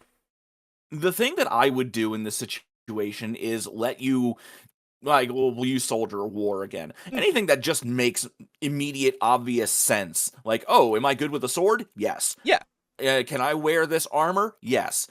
That does not take any sort of hope or resource to utilize. Yeah. But once you start getting into the really specialized shit, like, can I sneak through this building? Yeah, that's when I would start having it be, you know, cost hope. Yeah. Because you're kind of pushing the limits on what, you know, the soldier would be, depending on the setting and timeline and whatever. So, the way that it's just bare minimum, you have to do that, that's weird. Yeah, exactly. Yeah, that's exactly what it is. It's so weird. I can't take the opinion on art from someone who time traveled back to the early days of YouTube in terms of camera quality. I can't take the opinion seriously. I understand. Yes, that's fine. It's the thing. I don't know. The guy seems knowledgeable enough about like game design. Yeah. Maybe just have a friend do your video setup. Yeah, you know, I don't know, whatever. Yeah. D&D Vietnam. Yes. Yeah, that'd be pretty sweet, actually. It would be pretty good. Having to spend a hope is weird when the GM can just say no to how you use it. So why have it cost a resource? Yeah, exactly. Yeah, that's exactly what we're saying, right? Because it's like, in certain situations, it's exactly the same as like what you would do in Fate or any game that uses something like this. In the fucking Vampire, okay? Fucking Vampire has specialties that give you a bonus die every time a specialty can be used in a situation. And this has happened many a time on the thing. It happens pretty much all the time. Not all the time, actually, but like not all the time, but yeah. In certain situations, you can just say, "Oh, well, this is." I'll take one of the ones from Nicholas. Victim is one of his specialties in Persuade. So, in those situations, he can, if he's talking to a victim of some sort, he can get a bonus die in those situations. And there are times where we've questioned it of like, oh, is this a situation that I can utilize this specialty die? And it's like, well, not necessarily in this one, but yes, in this one. So like, I don't know. He bought that with his experience points. It's something that's now a part of his character. If he had to spend something every time he had to use that, I would go, oh, that's weird. That's dumb. We're not doing that. Why would we do that? No. So yeah, same kind of thing that I can now relate to, like with the thing that we used. Welcome to Germania, gentlemen. Yes. Yeah, how much Electrum is Hope worth? Great question. Well, looking at my Electrum calculator here. When you strip away the illusion, it's just spend a hope to add a big bonus to your roll. If you're the kind of player who likes being a rules lawyer, you might like experiences. Personally, I feel like it's just another place where they were afraid to impose any kind of restrictions or guidance to the extent that it chips away at the game's structural integrity. Now, one or two janky systems isn't enough to bring the entire game down. True. But so far, I've just been talking about nitpicks. I'm going to talk about my main criticism of the game, and that's the reason I had to stop playing Daggerheart.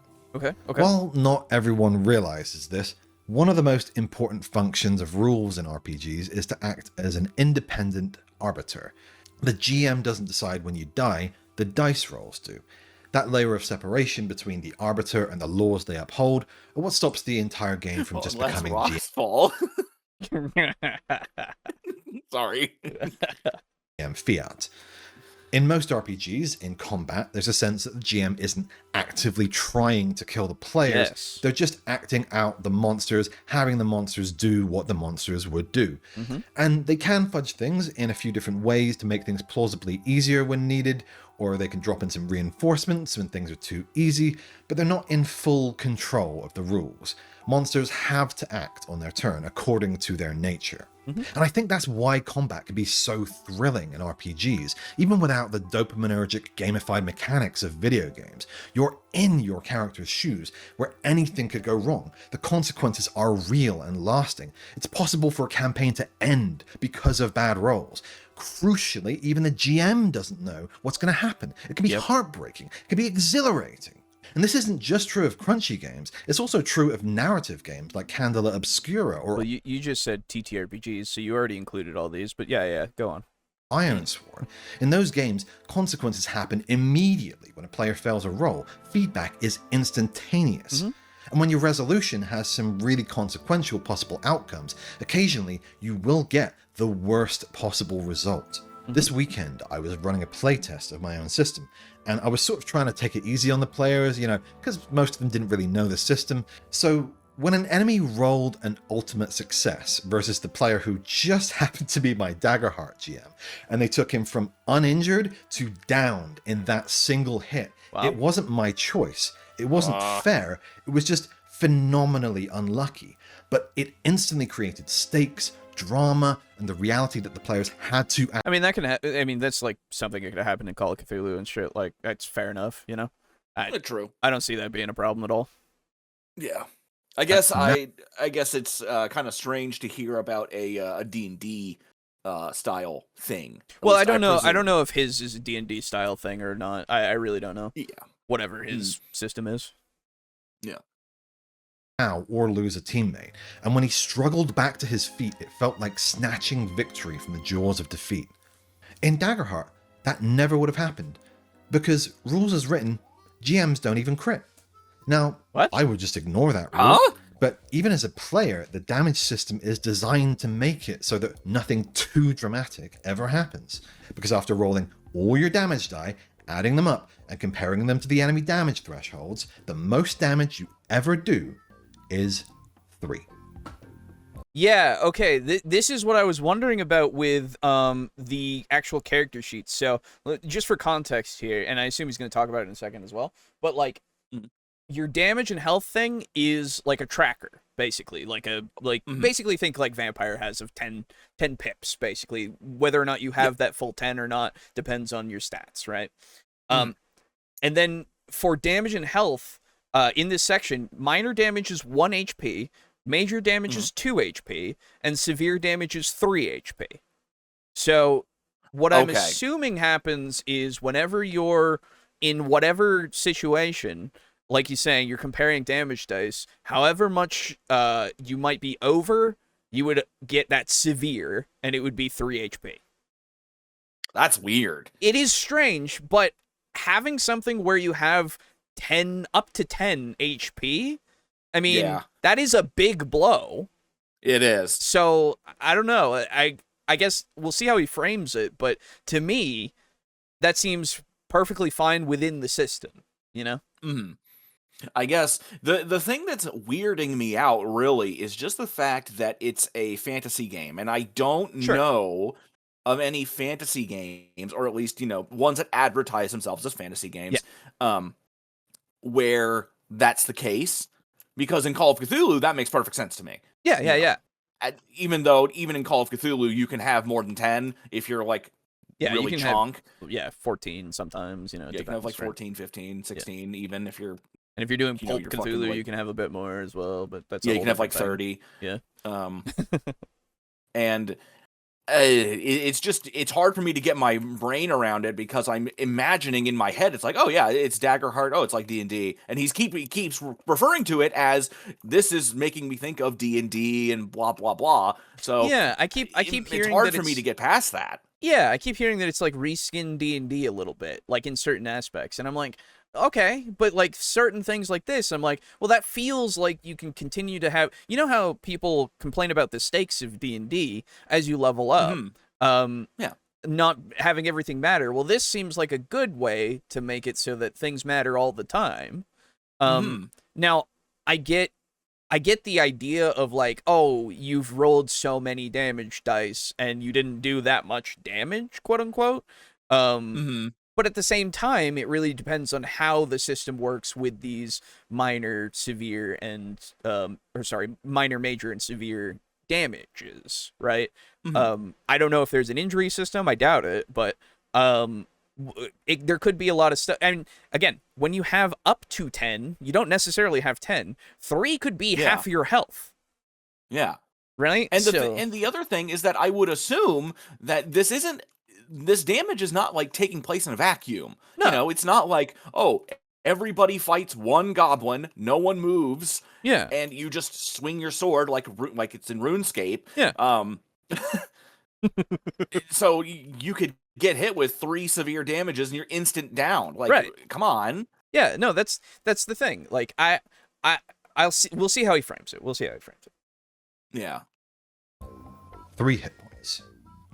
Wait, no, there's an optional rule. Massive damage, so that if you deal double an enemy's severe threshold, something that almost never happens, they take 4 damage.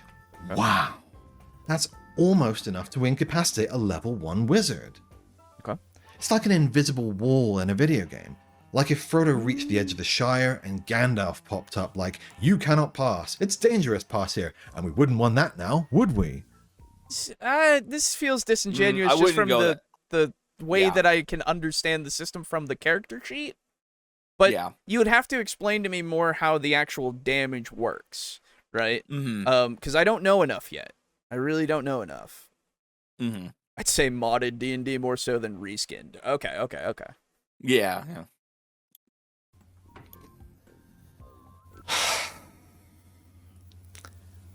I mentioned before, there were times where I felt legitimately hopeless playing this game. Sure. Not because I'd spent all my hope, but because I was jumping through all these hoops, adding and subtracting, pouring through my skill cards, checking ranges, for a game where absolutely none of those mechanical choices matter. Okay. Why? The spotlight system. Oh.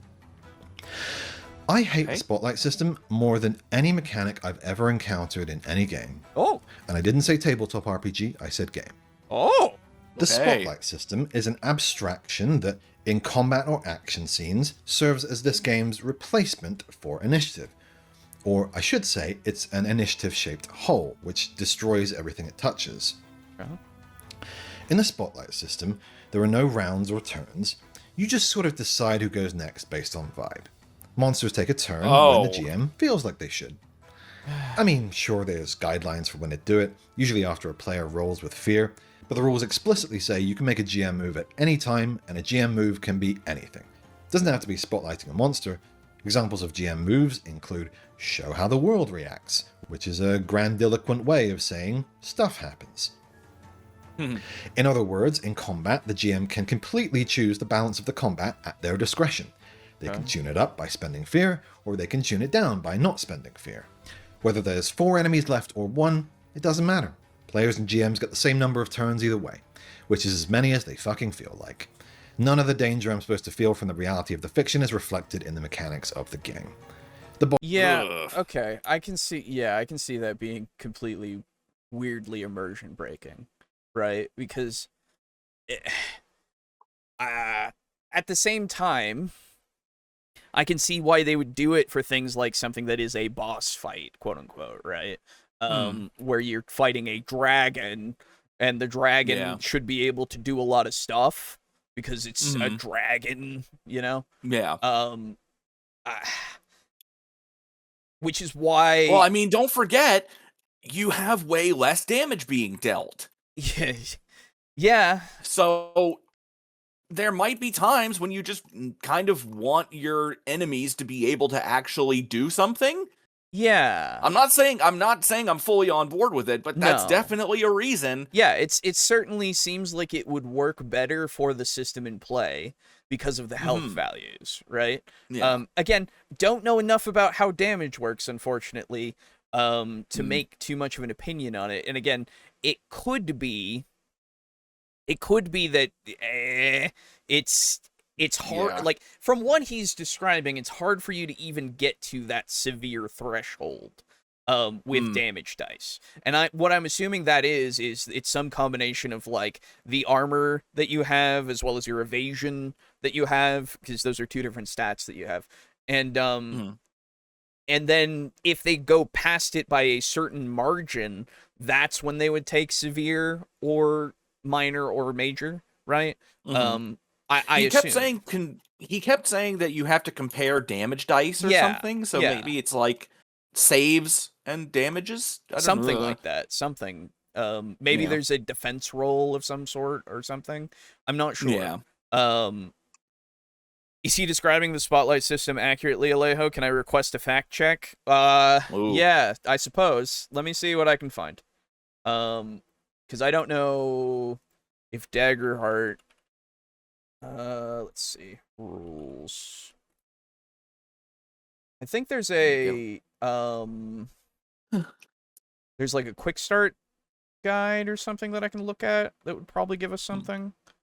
Homebrew kit. Wow. Quick start I can adventure. get Kit to be able to homebrew. Excuse me. Daggerheart. Daggerheart.com. Resources. Getting started. Quick start adventure. Yeah, sure. Let's see. Okay. Choosing a character. The basic. Oh, okay, basics. Yeah, let's go with basics. I like basics. Yeah. Okay. Let's read about this. 2 seconds, everybody. Put it over here so you can see it. Okay. Oh, this is basics for the character. Okay, let's go a little further and see if there's anything about like what you do as the GM. Barnacle? Wow. Barnacles. Barnacles. I hate the pill.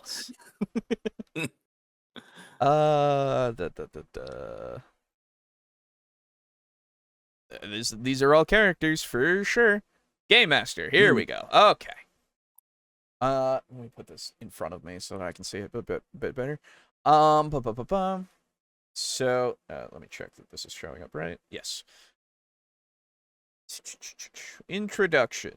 Yeah. Mechanical overview. Here we go. Okay. Rolling dice. Action rolls. Action roll. Let's talk about how we roll like something dice. Sonic would do, actually. Yeah, true.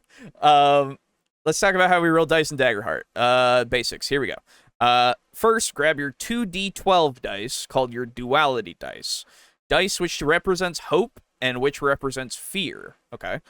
When you have your character do something in the story that is dangerous or could result in consequences, probably ask you to make an action roll. You'll roll both of those d12 dice and add the applicable character trait to the result. So, yep, fair enough. Okay. Also, I have a quick question. Yeah. Because they were called duality dice, is it spelled duality as in the duality of man, or duality as in duality? Finish him like that, where you do, because it's this shit that you do. Yeah, no, it's that duality of man. Yeah.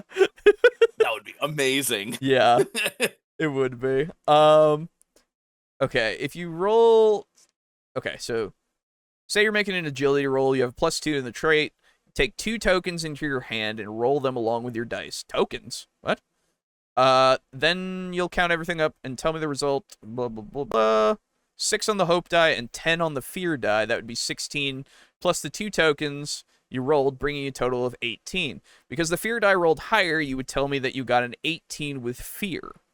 If you rolled with hope, you would mark a hope on your sheet. If you roll with fear, I gain a fear and can make a GM move. Ah, okay. Okay. Means I get to impact the flow of the narrative, usually to add some kind of complication to the scene. Yeah, that's fair. That's a whole mechanic that's like in I've seen it in like Cohort Cthulhu, something like that. Oh yes, yeah, yes. that's in there. It's the ones. It's the Cthulhu games that are made. Oh, I forget the one that makes them. I think it's Modiphius. Yes, that's it. Modiphius. Yeah. I was gonna say Night Fox for some reason. Yeah. So, okay. If you roll hope, blah blah blah, take that number of fear tokens to illustrate this. Experience. You can spend a hope before the roll to describe how that experience helps you and add its value to your roll.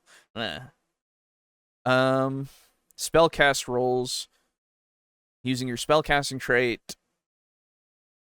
Okay, whatever. Success with hope, blah blah blah. Success with fear, blah blah blah.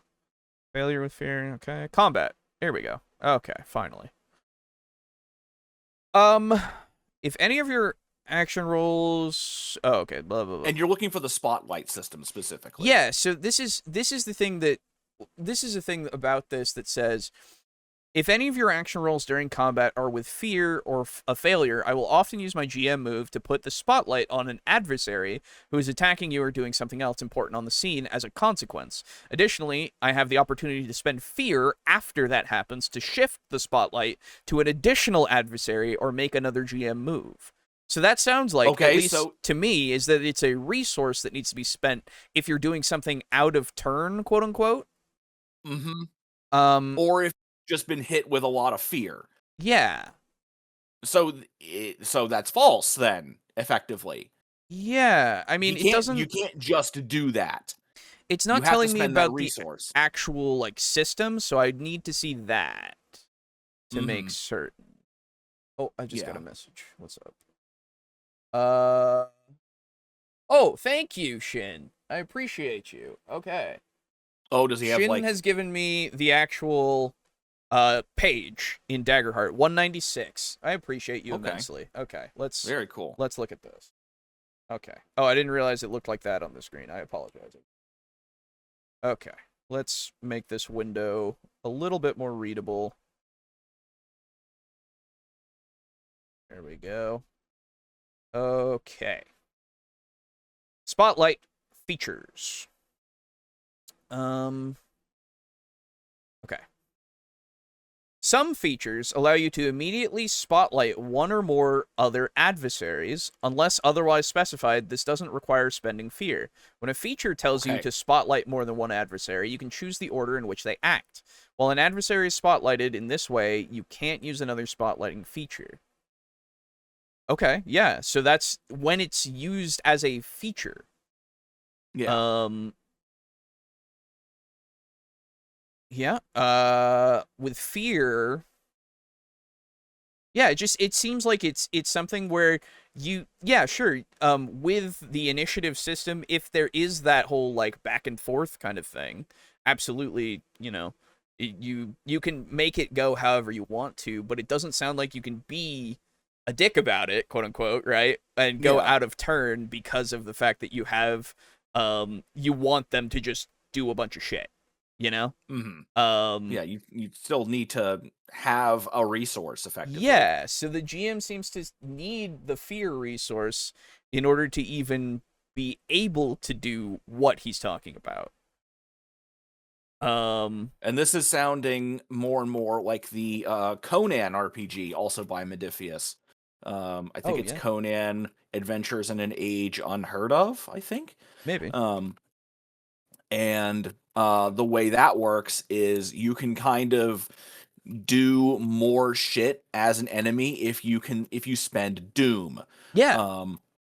And the way you get doom Mhm. is certain enemies, like an encounter, you always start with at least a little bit of doom. Makes sense. So that way you can do stuff if you need.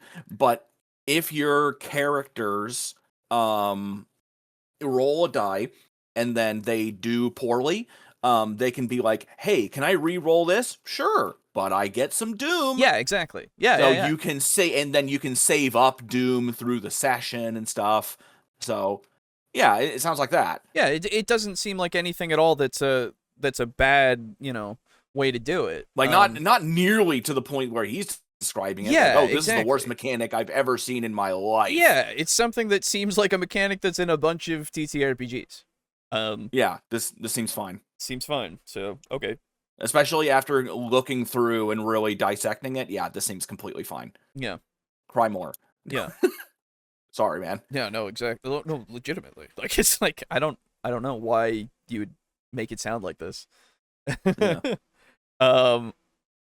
Sorry to bring things to a halt, but he was sounding a bit overblown with how he was talking about it. Oh, no, you're thing. good. Absolutely good. This is the point of the show. Mm-hmm. A lot of We've it is done the this point of many the a show. time. If It's there's something very that fun, does feel too. off, absolutely, like say something Mhm. for sure, and we can go off that. Like this is without us having read anything about Daggerheart. We're kind of going into it, but absolutely from the beginning, it just felt like weird, Mhm. So, Yeah, Oh. don't apologize for wanting to Understand. spread the truth. Yeah. Yeah. Not a problem. Not a problem at all. Going off my gut there. Yeah, no, dude, it's fair. Yeah. What is this? Oh, this section might help understand it too. Thank you. My goodness. With all of these resources, we appreciate it. Okay, hang on. Mm-hmm. Let me get it up on the screen. So this is from page 194, the adversary features. At the bottom of each stat block lists the adversary's features. Features can take three forms: actions, reactions, and passives. The following sections describe how to use these features and provide a few examples. If an adversary stat block mentions an ally, it's referring to a fellow adversary, not a PC. Yeah, okay, fair enough. Yeah, thanks. Activating features. For an adversary to use an action, they must have the spotlight. Passives and reactions typically don't require the spotlight. Some features require you to use additional resources such as marking stress. Some moves call for you to mark a stress, meaning you mark one stress on your adversary. Other more powerful moves might tell you to mark 2 stress or more. Each adversary's stress is tracked individually. If one adversary marks all their stress, they can't mark a different adversary's stress to use that move. Fair enough. Spending fear. Some moves say to spend a fear. Other more powerful moves might tell you to spend fear or, well, that's covered by the page thing, but, or I assume more. For one of these moves, you must spend fear, even if you, even if you've already spent a fear to spotlight the adversary. There you go. Okay. So, So you have to use double the fear Exactly. to spotlight someone and then do shit. Sometimes, yeah, So it's you use one incredibly to costly spotlight. to do what he's describing. Exactly. One to spotlight, and then if there's another cost of one or more, you have to spend that as well. Yeah. Okay. So some that's adversaries, it's perfectly restrictive to me. Yeah, it seems fine. Some adversaries require tokens to be placed on their stat blocks for certain features. These adversary tokens are used as counters similar to the player's character tokens. Oh, there you go. That's also a thing. Okay. Yeah, no, it seems perfectly reasonable. So the way he's describing it, because I remember he was describing a situation where he critted his Daggerheart GM. Yes. This sounds like someone who was described the spotlight system by somebody who was angry. You know what I mean? It does seem that way, but I would assume that he's read it. Because he's talking about very specific things. Like the other stuff seems very specific and seems like it's fine. Yeah, but I mean this one's so glaring that it's it kind of makes me wonder about it. I found a PDF of the GM guide, I think. Okay, spotlighting the adversary. Okay, here we go. Yeah. Okay, I've got this. This will be something that's also useful. Research. All right. Indeed. So. And not the fun kind, sadly, but, you know. Okay. Got to do the boring scientific kind. Didn't see the page number blocking it. It said spend 2 fear or more. Yeah, okay. That's what I thought it said. Very cool. All right. Thank you, Shin. All right. So, let me get this back into frame because I changed how that looked to make it so that it would look correct. Okay. So this is the stuff that you can actually do in the game. You've got your hope and fear system, how you can use it. So, hope and fear. On a roll with hope, the players gains a hope. They can spend the hope to help an ally utilize an experience, initiate a tag team roll, which is it seems pretty cool. Activate a hope feature, right? Makes sense. On a roll with fear, you gain a fear as the GM. You can spend fear to interrupt the players to make a move, make an additional GM move, which there's a bunch of GM moves in a second. Spotlight an additional adversary during a battle. So on the same turn that you're spotlighting, I'm assuming. Use an adversary's fear feature, use an environment's fear feature, add an adversary's experience to a roll. So you have to use fear for a lot of shit. And then you also have to, if you want to spotlight anybody else, you have to spend an additional one. Yeah.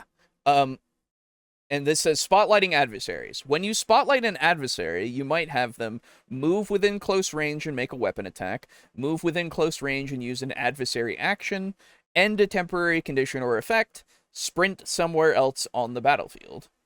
Fair enough, sure. And then GM moves. You make a move whenever they roll with fear on an action roll. So whenever there's a actual failure with fear or something, with a success with fear, so a consequence happens, but they succeed, right? They fail an action roll. There you go. They do something that would have consequences, so that's the failing forward thing. They give you a golden opportunity. That seems a little... I don't know what that means. Yeah. They look to you for what happens next. Fair. Okay, that makes sense. Right. The golden opportunity one is the only one in there that's really particularly sus to me. Yeah, I understand it. They have a bunch of examples here, so I want to see if there's a golden opportunity here. Okay. Yeah, because while you're looking, the thing I would suspect a golden opportunity might be is like, when people get hit with analysis paralysis and they're just Yeah. standing there arguing, and then the DM is like, well, it's because you were standing there arguing for so long, blah, blah, blah, blah. Yeah, which is just a thing to that me, we do. that would be a golden opportunity. Yeah, for sure. So these are the example GM moves, and I'm not gonna read their example like text, but these are the examples. Except for one of them. I'll read that one, which is the actual spotlight and adversary one. So we'll see a little bit more about that. But these are your example GM moves. So you show how the world reacts, which is one of them. Yep. Ask a question and build on the answer. Okay. What does that mean? How is it that you notice the assassin lurking in the treetops? Oh, okay. You're just asking them to clarify how they would do something, basically. Yeah, Okay. fully describe how something has occurred. Yeah. Make an NPC act in accordance with their motive. Makes sense, sure. You have to. Okay. It's just Sure. These are just your examples, right? Oh, right. Yeah, this is the make the world react. Right. Well, so this is all. No, these are all of your example moves. The world react one is just its thing. Yeah, I assume again. This is for anybody who's never done it before. It makes sense. Like, yeah, true. Anyway, okay. Learn on the character's goals. Lean, on the character's goals to drive them to action. What does that mean? The relic you've been trying to recover for your people floats ominously in the center of the altar, surrounded by cultists, preparing to drain its power. Okay, so show how the world reacts. Well, I think in this instance, it would be more so, instead of showing how the world reacts, is how the character reacts. Yeah, I suppose. Yeah. I guess it would just be that kind of a thing. Kind of like in Vampire, where you're like, oh, can you stop drinking somebody? Oh, yeah. Make a check to see if you can do it. I was going to say, see if you can prevent yourself from jumping out with the cultists. Yeah, it's true. It's not, I guess that's something that I would just think is an inherent choice rather than something that's like a specific thing that I would need to, say, I guess. Yeah. Because that just feels like part of the NPC thing, really, or anything like the world react and all that. Yeah, I think because you would be influencing potentially you could be influencing a PC with that that's type of thing. I think that makes sense that you would have to roll for it. Yeah. Use something to do it or something. Yeah. Signal an imminent off-screen threat. You hear the crashing of falling trees, shattered branch. Okay, yeah. What do you do? Yeah, sure. Oh, and remember, these are just whenever a golden opportunity, or they look to you what happens next, or they do something with consequences. So this is basic, like, as a GM, you're running the game stuff, right? Like, this isn't really stuff that is like, oh, you need to spend something necessarily. This is just you are doing this as the GM. Yes. Okay. That makes more sense now. Reveal an unwelcome truth or unexpected danger. Force the group to split up. Oh, because of a situation that happens in the narrative. From the example, it looks like. Make a PC mark stress as a consequence for their actions. Yeah, makes sense. Make a move the characters don't see. Okay. You brace for an alarm, but the door clicks open and everything seems fine for now. That's the example. So you're foreshadowing that nothing has happened, but maybe something has happened. Yeah. It's, again, very simple DM stuff. Show the collateral damage. Clear a temporary condition or effect. Shift the environment. Spotlight an adversary. So as the skeleton dredge shambles forward to strike you, you see the two others on the flank turn their attention toward you as well. Okay, that's just telling you what it is. Capture someone or something important. Right. Okay, sure.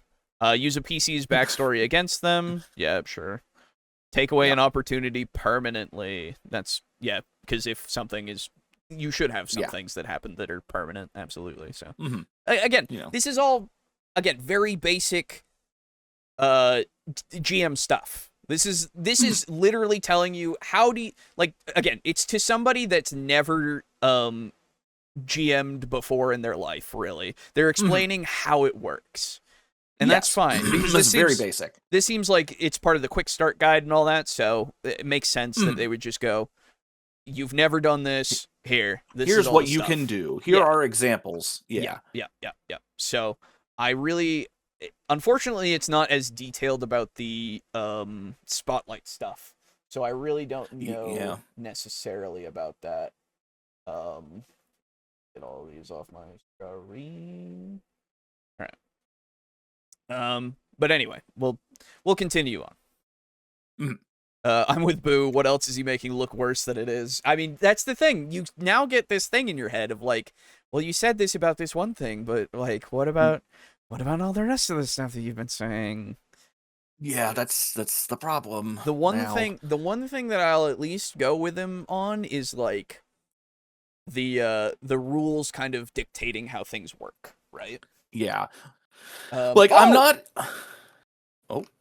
Shin with more stuff. Thank you. Oh, dear God. A word search only brings golden opportunity up in 2 places in the book, so here they are. Okay. Oh my God. Okay, that's not good. We'll see. Yeah, but what I was gonna say is I am not in the position where I'm taking everything he's saying in bad faith. No.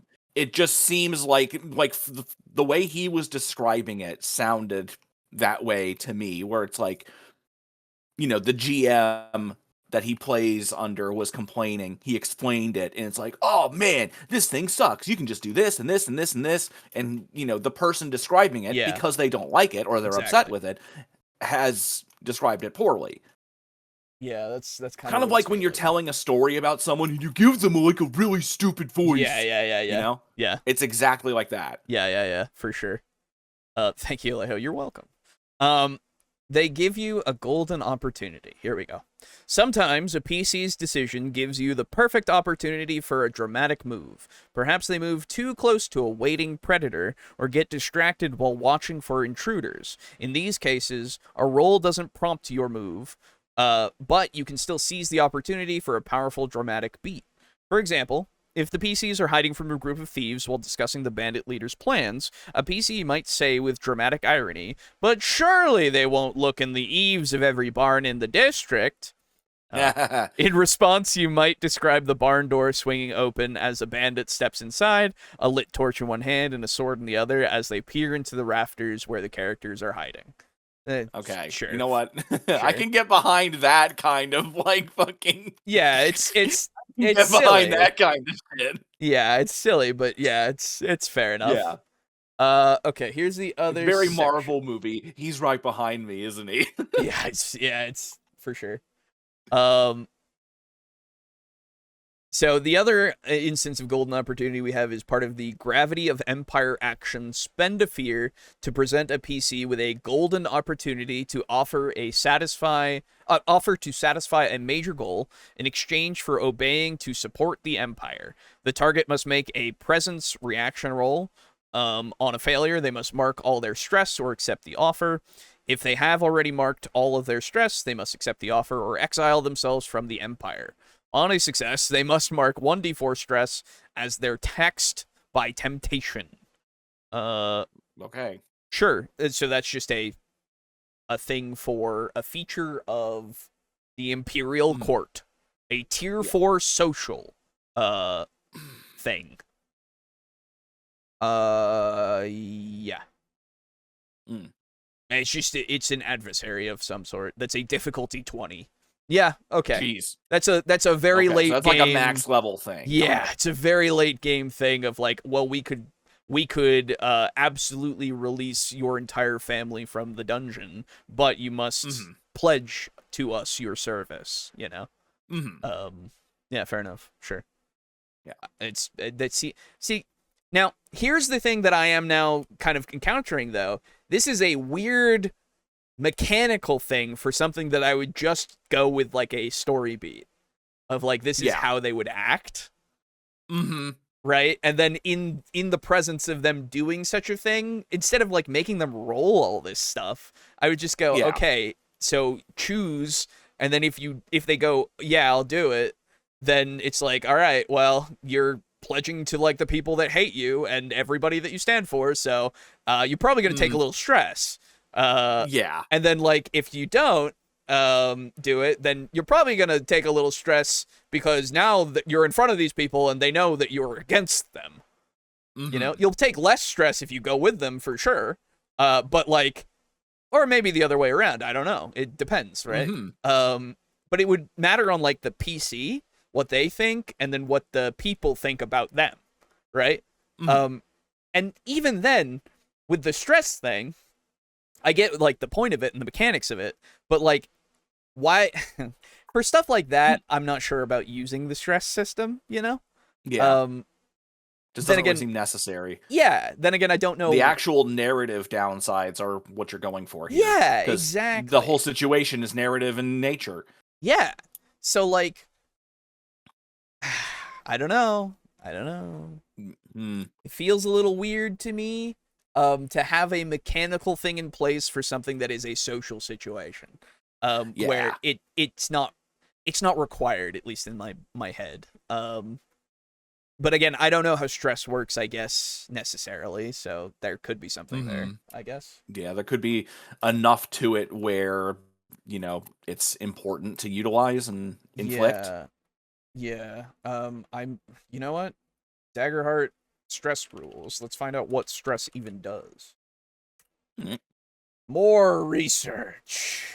Yes. We need context. Delicious context. Delicious, delectable context. Okay, let's go for the Daggerheart wiki. This'll work. Okay. So, thank you, Ad, for NASCAR. That's sick, dude. Yo. Whoa, they go left. They go left. That's crazy, 100 times. You ever seen them go left, dude? It's crazy. Yeah, man. And don't you know that the #1 fan base for fucking NASCAR is ttrpg players? That's right, dude. NASCAR now weird. streaming on HBO Max. Wow, crazy. Anyway, That's funny. okay. So stress represents the mental and physical strain put on a character or adversary during their adventures. Some effects require the marking of a stress point. Additionally, one can sometimes choose to mark a stress point to affect the narrative. When this is done, consider the burden your character knowingly accepts. Does the character's anxiety increase as you use a new tactic in a high-stakes negotiation? Do they accept the impact of witnessing horrors in order to dive back into the danger and save an innocent? Are they willing to take minor abrasions to fatally wound your foe? So it sounds... Oh, here we go. Marking stress points. When an effect requires a player to mark a stress point, this is done on the character sheet, blah, blah, blah, blah.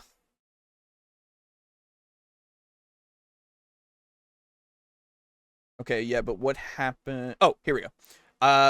If they mark their character's last stress, they become vulnerable, see conditions, until they are clear at least one stress or clear the vulnerable condition through other means, such as a spell, ability, or GM fiat.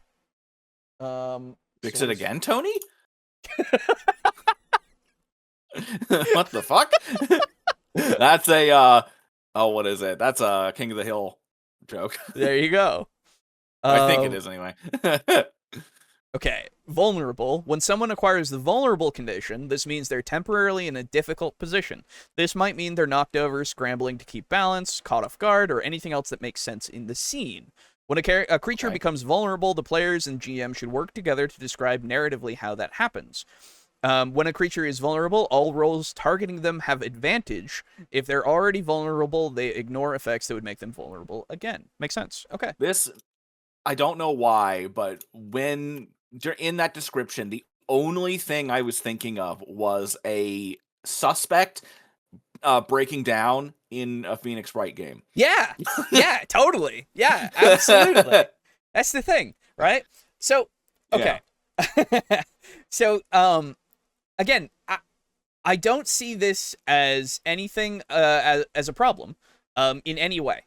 In any way whatsoever for the spotlight system. Oh, you know what? Let's look at spotlight system on this fucking wiki. That'll fucking tell me something. Spotlight. Oh, yeah. Not doing the thing, so I can't search it. That's cool, man. Spotlight. Okay, here we go. Okay, so fuck off with this. So this is under the mechanics of move. You can see the references here in page 88 of the playtest manuscript and page 100 of the playtest manuscript. That's weird. Whenever a player or GM, I don't know. I assume this was before it came. This is before it was even released. That's weird. Then that might not be 100%. Yeah. Like accurate then. Hold on. All right. Well, point is, right? Yeah. Point is that the stress thing for that one thing with the golden opportunity for that one enemy feels odd. Now, stress making somebody vulnerable in a scene when they're using it to basically work with the player to see, how they feel about the situation, how it should affect them and all that stuff. I find that great. I find that fine. That's what you want in this kind of system. If this is your intention, right? So they can manifest it however they need to. They can play it however they need to. Hell, with the stress system itself, it's even saying the players basically can say, hey, I want to take stress if I can do this. Which is great. I think that's fantastic to do because it's that risk reward system of like you're getting closer to the fact that you could be vulnerable, and some enemies can create stress. With like psychic abilities or some other sort of thing, right? Holding up a job application in front of your face. That's right. It's so stressful. That's a little too horrible. It's too much, dude. That's just too much, man. Come on, have mercy. Yeah. But like, okay. So I don't see this I don't see that as a problem, and I don't see the spotlight stuff as a problem because from everything that I've seen here, mechanically speaking, it's got its limits, and you can't just do this shit willy-nilly.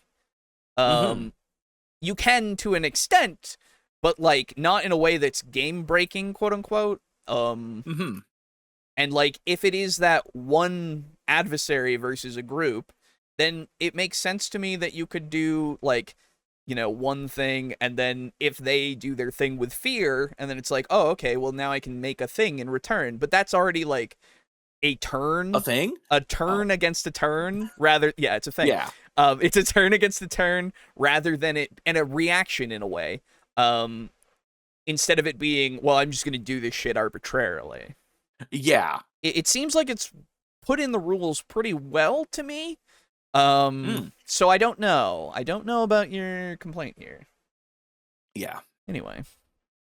Bottom line is, unlike most other systems, if you die, it's probably only because you or the GM decided it was dramatically appropriate, and that takes a lot of the impact out of death. Some GMs will hear this and think, that sounds amazing. The ability to control balance on the fly. And, you think you want this, but you really don't. This is a monkey's paw. And what you're wishing for is to leech all the tension and stakes out of the game. If there's never any real risk of tremendous consequential failure, your successes feel hollow, or worse. Well, so there's always the risk because you can always fail. Like, that's part of the die rolls. Like, that's with both of the D12s, if you get under your target, you fail. And then it's even worse if you fucking get failure with fear. Like, you super fucking, and then guess what? Oh, your adversary or whatever then gets to do something because of that. And that's even worse. Yeah, that's in fact, the stakes could not get higher than that. You fucked it up to the point that the fucking enemy could now maybe decapitate your friend. Yeah. Like, again, the amount of health kind of makes it so that if I'm doing 3 damage, that's a lot of damage, my guy. My guy, you said the level 1 wizard might have 4 health. Hell, the level fucking 10 wizard might still have 4 health. Just has, higher armor or evasion. So it's harder to make that happen. But if they do get hit, they're gonna fucking go down. So I don't know, man. You gotta you really gotta sell this harder to me now because I've looked into the rules. Handed to you by the GM. And it's worth saying you can do this in other games too. So long as you never tell the players, you can make the game and the stakes as fake as you want. You can replace the shared fictional reality with a hollow facsimile and they'll never know. Okay. I mean, it sounds fucking lame to me, but you can. But in Daggerheart, you don't get a choice. That's the default. Enemies act when you, as the GM, want them to. You don't even have to spend fear. Save it for your adversary. Yes, you do. Dude. So again, so you do if you want to do multiple. And if you don't want to do multiple at the same time, then guess what? Yeah, you do it when they fail. Mm-hmm. Okay? Now, the golden opportunity thing is a gray area. I'll give you that. Yeah. Mm-hmm. But if you're not abusing it, should be okay. Yeah. Right? There's a lot of trust that you got to put in your GMs for a lot of things. So, I don't know. This just seems like you just gotta see how it flows and make it fit and work. Yeah. It's not gonna work for every table, and it's not gonna work for every person at the table, right? And Of course not. it certainly didn't work for you, and that's fine. Okay, I didn't want to make this video, but it seems like want your to do video this podcast. You're really I didn't want to make this I didn't want to start year 7, okay, talking about your fucking video, but. But, Oof. and I didn't come in here wanting to hate on your video, but I'm going to, okay? because you're setting up this fucking scene and you're really going hard on it. And it might just be because we're pausing and stuff and listening to what you're saying. But and we're not just fucking following along. Yeah. But it seems like something has happened when you were playing it that didn't seem to coincide, or you didn't seem to understand how it was actually working, or somebody somewhere didn't understand something. Because I feel like the system itself, in its vagary and its actual hard set stuff, lets you do the turn-based system if that's how it works and that's how you want it to work. And it seems like it's inherently there, just in the sense of I go, then the GM goes, then I go, or I'm sorry, well, as players, I go, GM goes, they go, GM goes, because of what's happening, rather than it's my turn, I'm going to do all of my stuff, it's now GM's turn to do all their stuff, and then it's their turn again, and then it's my other friend's turn, and then the monster gets to do all their stuff. It takes the initiative order out of it and just makes it reactive, Yeah. And Which I I feel kind of like, honestly. Yeah, I kind of like that too. I don't see, and again, if you want more to happen, you have to spend additional resources that you have gained because of the PC's fucking up, or voluntarily giving you it, right, for whatever reason. So it seems fine. Yeah, no, this seems fine to me. Or don't. In the end, it's all just paper shuffling, bookkeeping. It doesn't matter.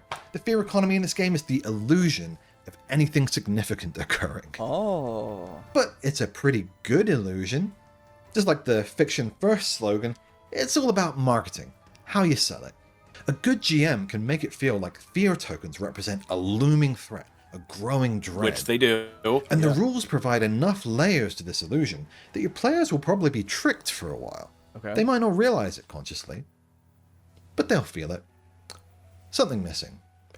A hollowness. Like a slow exsanguination of the spirit. That's all the real stakes and tension leaving the table. Yeah. The death of verisimilitude. Oh, he said it! Oh my god. In the beginning of this, okay, he said ludonarrative dissonance, right? And I was like, oh, that's interesting to use because you're a game designer, and so, that's fine if you're using that. And literally I said, when I watch these kinds of videos, I'm on the lookout for verisimilitude, because that word has been ruined by all of these people who utilize it all the fucking time when they're Yeah. like just trying to sound smart and shit. Okay? Yeah, I do remember that word popping up a lot in like the earlier in the early in days. season 1. Yeah, in the early days. God. Wasn't like, it fucking Cozy that did that I shit think so. a lot? I think he did it a few times. Yeah. I think so. It was a thing. And like why have you become my meme? Like Oh man. oh. You think you want it, but you don't. Hire this guy, Blizzard. Exactly, dude. Yeah, man. Did he really because just... now it's really starting to become like vitriolic. A little bit, yeah. Did he really say, you think you want it, but you don't? Dude, what if I do want it? Sorry, that type of line bugs me. Oh, yeah, no, absolutely. And here's the thing that I'm immediately taking issue with. If you are playing a TTRPG with friends, yeah, you don't just drop the book on the table and the session starts. No. You fucking pitch the game, you tell them what it is, Yeah. you explain some of the important systems, Yeah. and then you start playing. Yeah.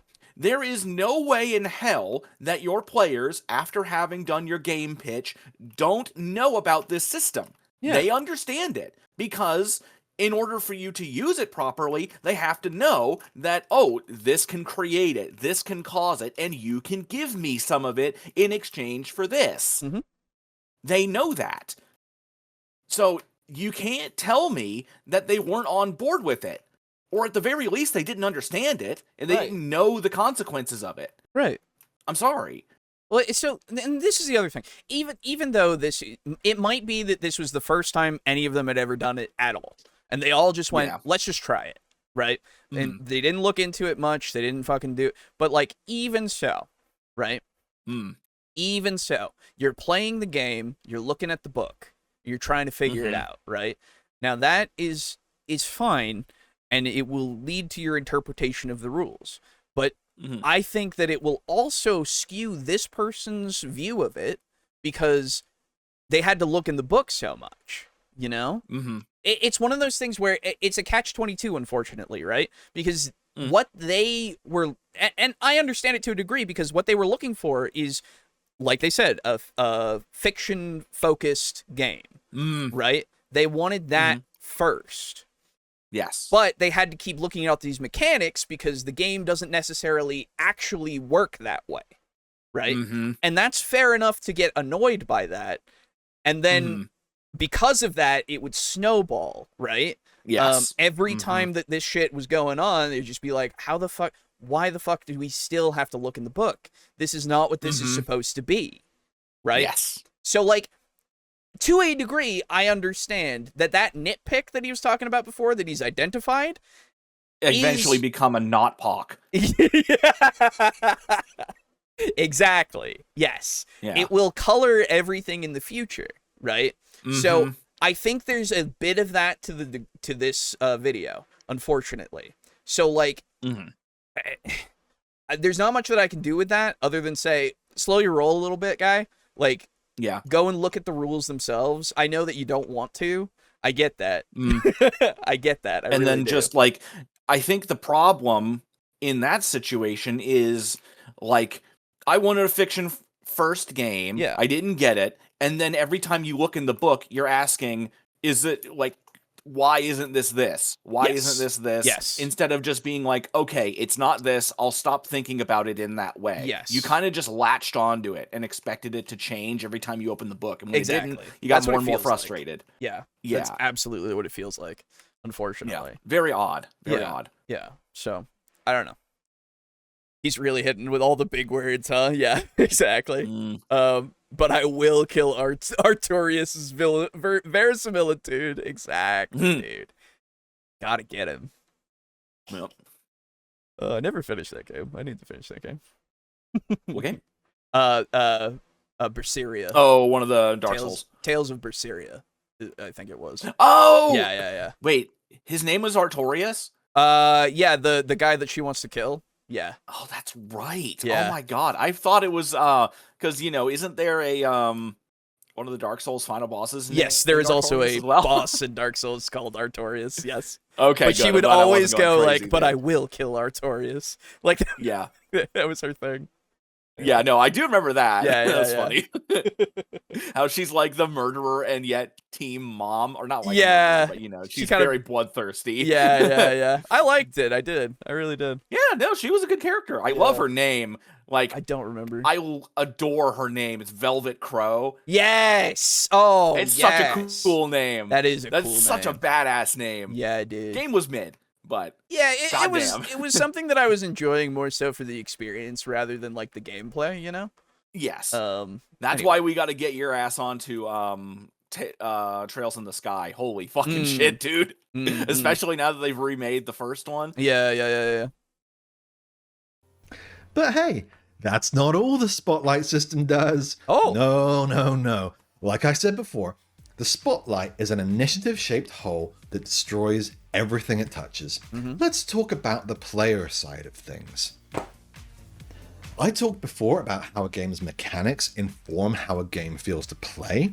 If you want immersion, those mechanics should make you feel like your character. Sure. If Mothership's combat feels like being in the frantic parts of the Alien films, and Lancer's combat feels like actually piloting a giant overheating ball of death, Daggerheart feels like being in an improv class where you're competing to see who can impress the teacher the most. Because unlike every other narrative game, Daggerheart explicitly tells you that there are no rules for how long one player can hold the spotlight or how much you can do.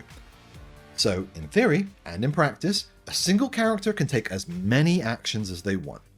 Yeah, but you would be a dickhead though. Yeah, do you want to be that guy? Yeah, like. Not to mention, the GM will eventually be like, okay, you've had enough. Yeah, like, what the fuck are you doing, man? Like, why are you saying this? Come on. Like, what the fuck are you doing? Okay. What are you doing? What? Making a mistake. Exactly. Like, what? Like, what the fuck, man? Like, legitimately, on what the now. fuck? This is you. You can't be this stupid. You can't be this stupid about this. Yeah, Like, give me a break. No one does that. like. Here's who does that. Children. Yes. Okay? Children, because they don't know better. Okay? Mm-hmm. Like, okay, hold on. Now I'm sorry. You said that it explicitly says this, so I'm gonna go on. Oh God, I gotta go on Reddit. I'm sorry. All right, here we go. Oh no. Please explain Well, how how the deal with turns and spotlight works out like I'm 5. Great post. Here we go. This is from Okay. Trick Grapefruit 6316. Okay. All right, hold on. I don't know if you needed to go through the whole numbers. I'm not sure how many people have the name Trick Grapefruit. Well, you know, I mean, you just got to give credit where credit is due. Yeah. All right. So, I have the book. I've been reading it. It's just not processing in my brain. Maybe I just need an example of how actual play to watch what they do. And if you can reference the book directly so I can find it myself, if you can. There you go. There is no distinction between being in combat and being out of combat. This is the, I assume, top post? Well, it's the first one, at least, so. The players have the spotlight until a player fails an action roll either with hope or fear. A player succeeds an action roll with fear. The GM spends 1 fear to take the spotlight for themselves. The player gives the GM a golden opportunity or a solid reason to take the spotlight for free, decided by the GM. The players ask the GM what happens next. While the players have the spotlight, they can use it however they want. There is no turn order. Players can act whenever they choose to. The idea is that players treat each other with respect and work in the interest of telling a compelling story. The spotlight can be passed between players simply by one player describing their actions in another player's direction. For example, player A, I grab this skeleton soldier and try to shove them towards player B, calling over, here, this one's yours. GM, cool. You grab the skeleton by its shoulder, spin it around, and place your boot against its back. Make a strength roll. That's cool. Player A, oof, a 4 with fear. GM, Unfortunately, the skeleton's bony physique isn't quite sturdy enough to get a good boot behind. Your foot pushes right through its armor and gets caught under a rib, and you slip. You mark 1 stress, and you're now vulnerable. The spotlight passes to the GM, who can make 1 GM move before spotlight returns to the players. Or, Okay. I mean, it sounds fine so far. Okay, Yeah, that sounds completely fine to me. Player A, hell yeah, a crit. Excellent, GM says. You gain a hope and clear a stress if you had one marked. You push your boot up against the skeleton's back and shove hard, knocking it off its feet as it sprawls towards player B. In this position, it is certainly vulnerable, so any action rolls against it are with advantage. Player B, well done! I'll follow up with my sword to try and finish it off while it's down. Player C, after this action, I want to move in with my shield to protect player B from that other skeleton approaching from behind. Perfect, GM says. Player B, make your attack roll, and we'll see if player C gets the opportunity to step in. And then player B says, a 17 with hope. Player B rolls and applies damage. GM, good stuff. However, GM spends one of their fear tokens. Before player C can jump in, that skeleton in the back leaps to strike when it sees its companion taken down. The spotlight passes to the GM, who can make 1 GM move before the spotlight returns to the players. Yeah. That seems fine. So here's the thing. The important part of this to highlight is that players treat each other with respect and work in the interest of telling a compelling story. Now, yes. I don't know if this is explicitly stated in the actual book, but regardless of that, I'll bring it up, the social contract that we all have when we're playing the games together is to not be a fucking dickhead and just crazy and just take over the entire game. Okay? Yeah. I'm sorry that I had to go on Reddit to give you this, but you know what? And you know the other thing. Yeah. And we've already established that a golden opportunity is fairly vague and Fairly something that the GM nebulous. can kind of make up on their own. Yeah. I would say that, and this happens quite a lot in most popular fiction, not pop culture, popular fiction. Yeah. Where if you have a character who is like a showboating, arrogant piece of shit, yeah, they have a comeuppance. Yes. Where, let's say your player character is doing what you're afraid of and, dominating the scene, showing off, telling people that they're not as good as they are. You have a moment, a golden opportunity, one might say, to shove it back in that player's face and be like, well, because you're focused so much on making a show of what you're doing, all the other guys, they're getting angry at you, not the players, the enemies. They're getting frustrated by that they are being beaten down by this clearly arrogant pissant. Yeah. That they all gang up on you, and now the spotlight shifts away from you. They're on you. Yeah, exactly. Right? Exactly. Again, just don't be a dick. All right? Just don't be a dick. Don't be stupid. Yeah. Come on. Like, this is so in bad faith to what this system is. I'm sorry. It really is. Yeah. This, absolutely. Now that it's gotten into, the full-on, vitriol, I'm angry at this. Absolutely. I don't understand what your experience was now. Okay? I really don't.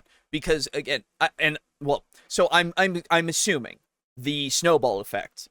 That's my assumption as to why you are this way towards this system. I really do assume that. So if I'm wrong, let me know. That's fine. I don't give a fuck. If you hate it forever, right? If you do, I don't get great. Who cares, right? Unfortunate for you, but yeah, it really sucks for you. But oh well, the system is fine as it is because at least when I'm looking through it, it's fine. It'll work fine for people that want to utilize the system as it's intended, I guess. When you actually look into the actual rules for the actual wordage. Yeah. And again, having that mutual respect and everything, sure. If you don't seem to have that, you're gonna have a bad time. Yeah, but that's for any fucking Exactly. TTRPG. Exactly. I agree with everything this guy says about Daggerheart. I very much dislike this game. That's fair. That's the thing. Yeah, fair enough. Full Metal Dragon. Hello, by the way. Good to see you again. Hello. By the way. Absolutely fair. If you dislike the game a lot, that is fine. I have no problem with that. He's misrepresenting this game. He's misrepresenting how the rules work. He's misrepresenting how it can actually function. He's taking it in the worst light possible. Is the problem. Okay? Yeah. That's the issue. That's the issue that I'm having with this. Again, if you don't like how the spotlight system and all that kind of stuff works, I understand. It's something that I wouldn't necessarily be totally about. But I think in practice you can do it fine as long as you understand how it works. But if it's a system you'd never want to play because of the way that it is, just play something else. Absolutely. Yeah. You know? Nothing wrong with that. Yeah. I'm not going to hate you for disliking this. I'm going to be pretty pissed off with this guy about don't worry, because we've never played it. We don't even own the books. No. So, I don't... He's taking it in the worst context possible, and I don't think that that's how the game is, unfortunately. Yeah, it would effectively be like describing a mechanic in D&D and just taking it as if, it's always going to play out in the worst way possible. Yes. That's simply not true. Yes, exactly. Meanwhile, the non-spotlighted characters are just frozen in time with their dicks in their hands. It's a death knell for verisimilitude, but it's also the most unfun thing I've ever experienced as a player playing a game. Know how the stun condition sucks in RPGs because it just means you don't get to play? I mean... Oh, and by the way, since you came in late, I do agree about a few things that he said. That's the thing. I do agree about the actual mechanical stuff coming first, being kind of dissonant with the what it wants to be, as well as the having things that are narrative focused that don't need to have a mechanical thing associated with it. There are a few things like that I have seen that I can go, okay, yeah, I don't like that. Absolutely. Thankfully, that's stuff that I don't. We could absolutely just go, let's not do that. That's dumb. Yeah. It's not the kind of thing that's so hard baked into the game that it breaks it if you try to remove it. Exactly. Thankfully. And here's the thing. If I play it at some point and all of this stuff actually does hinder it to the degree of it being shit, then I'd tell you. Absolutely. I'm willing to tell you immediately. But I haven't played it yet. I don't know. We are 100% willing to be wrong. We have been wrong before. 110% for sure. So. I mean, hell, just look at 4E for that. Both True. Aiden and Alejo kind of memed on it for a long time until they actually looked into it. It's oh my god, 4E is actually nowhere near as bad as everybody says. Yeah, exactly. Yeah, 100%. Tried playing it a few times and took 5 sessions to figure out why it felt off. Fair enough. Yeah, absolutely. Ooh. Yeah. What was it about the game for your group or you in particular that made it feel off? I would love to know that. Yeah, for sure. RPG designers are terrified of even putting it in their games for a reason. It's realistic, but it's the least fun thing in the world. Well, that's what playing Daggerheart is like if you fall on the wrong end of this piece of design. So, a bit about myself. I'm British and autistic.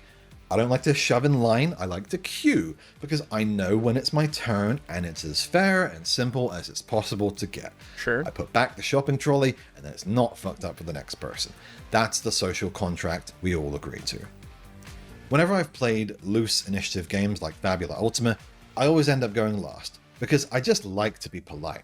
And I've had real problems with getting my turns skipped over for multiple rounds in a row because the GM struggled to keep track of what round we were on. Now, in Fabula Ultima, that was a mistake, not the rules' fault. But in Daggerheart, if you get your turn skipped over, that's not a mistake. That's playing the game.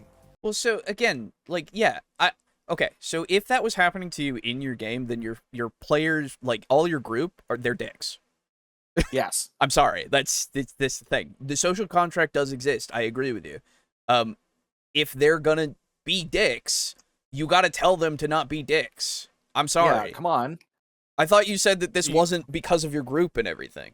The rules themselves don't necessarily say I get my turn, then you get your turn, then you get your turn. That's part of the like inherent social contract that you're talking about.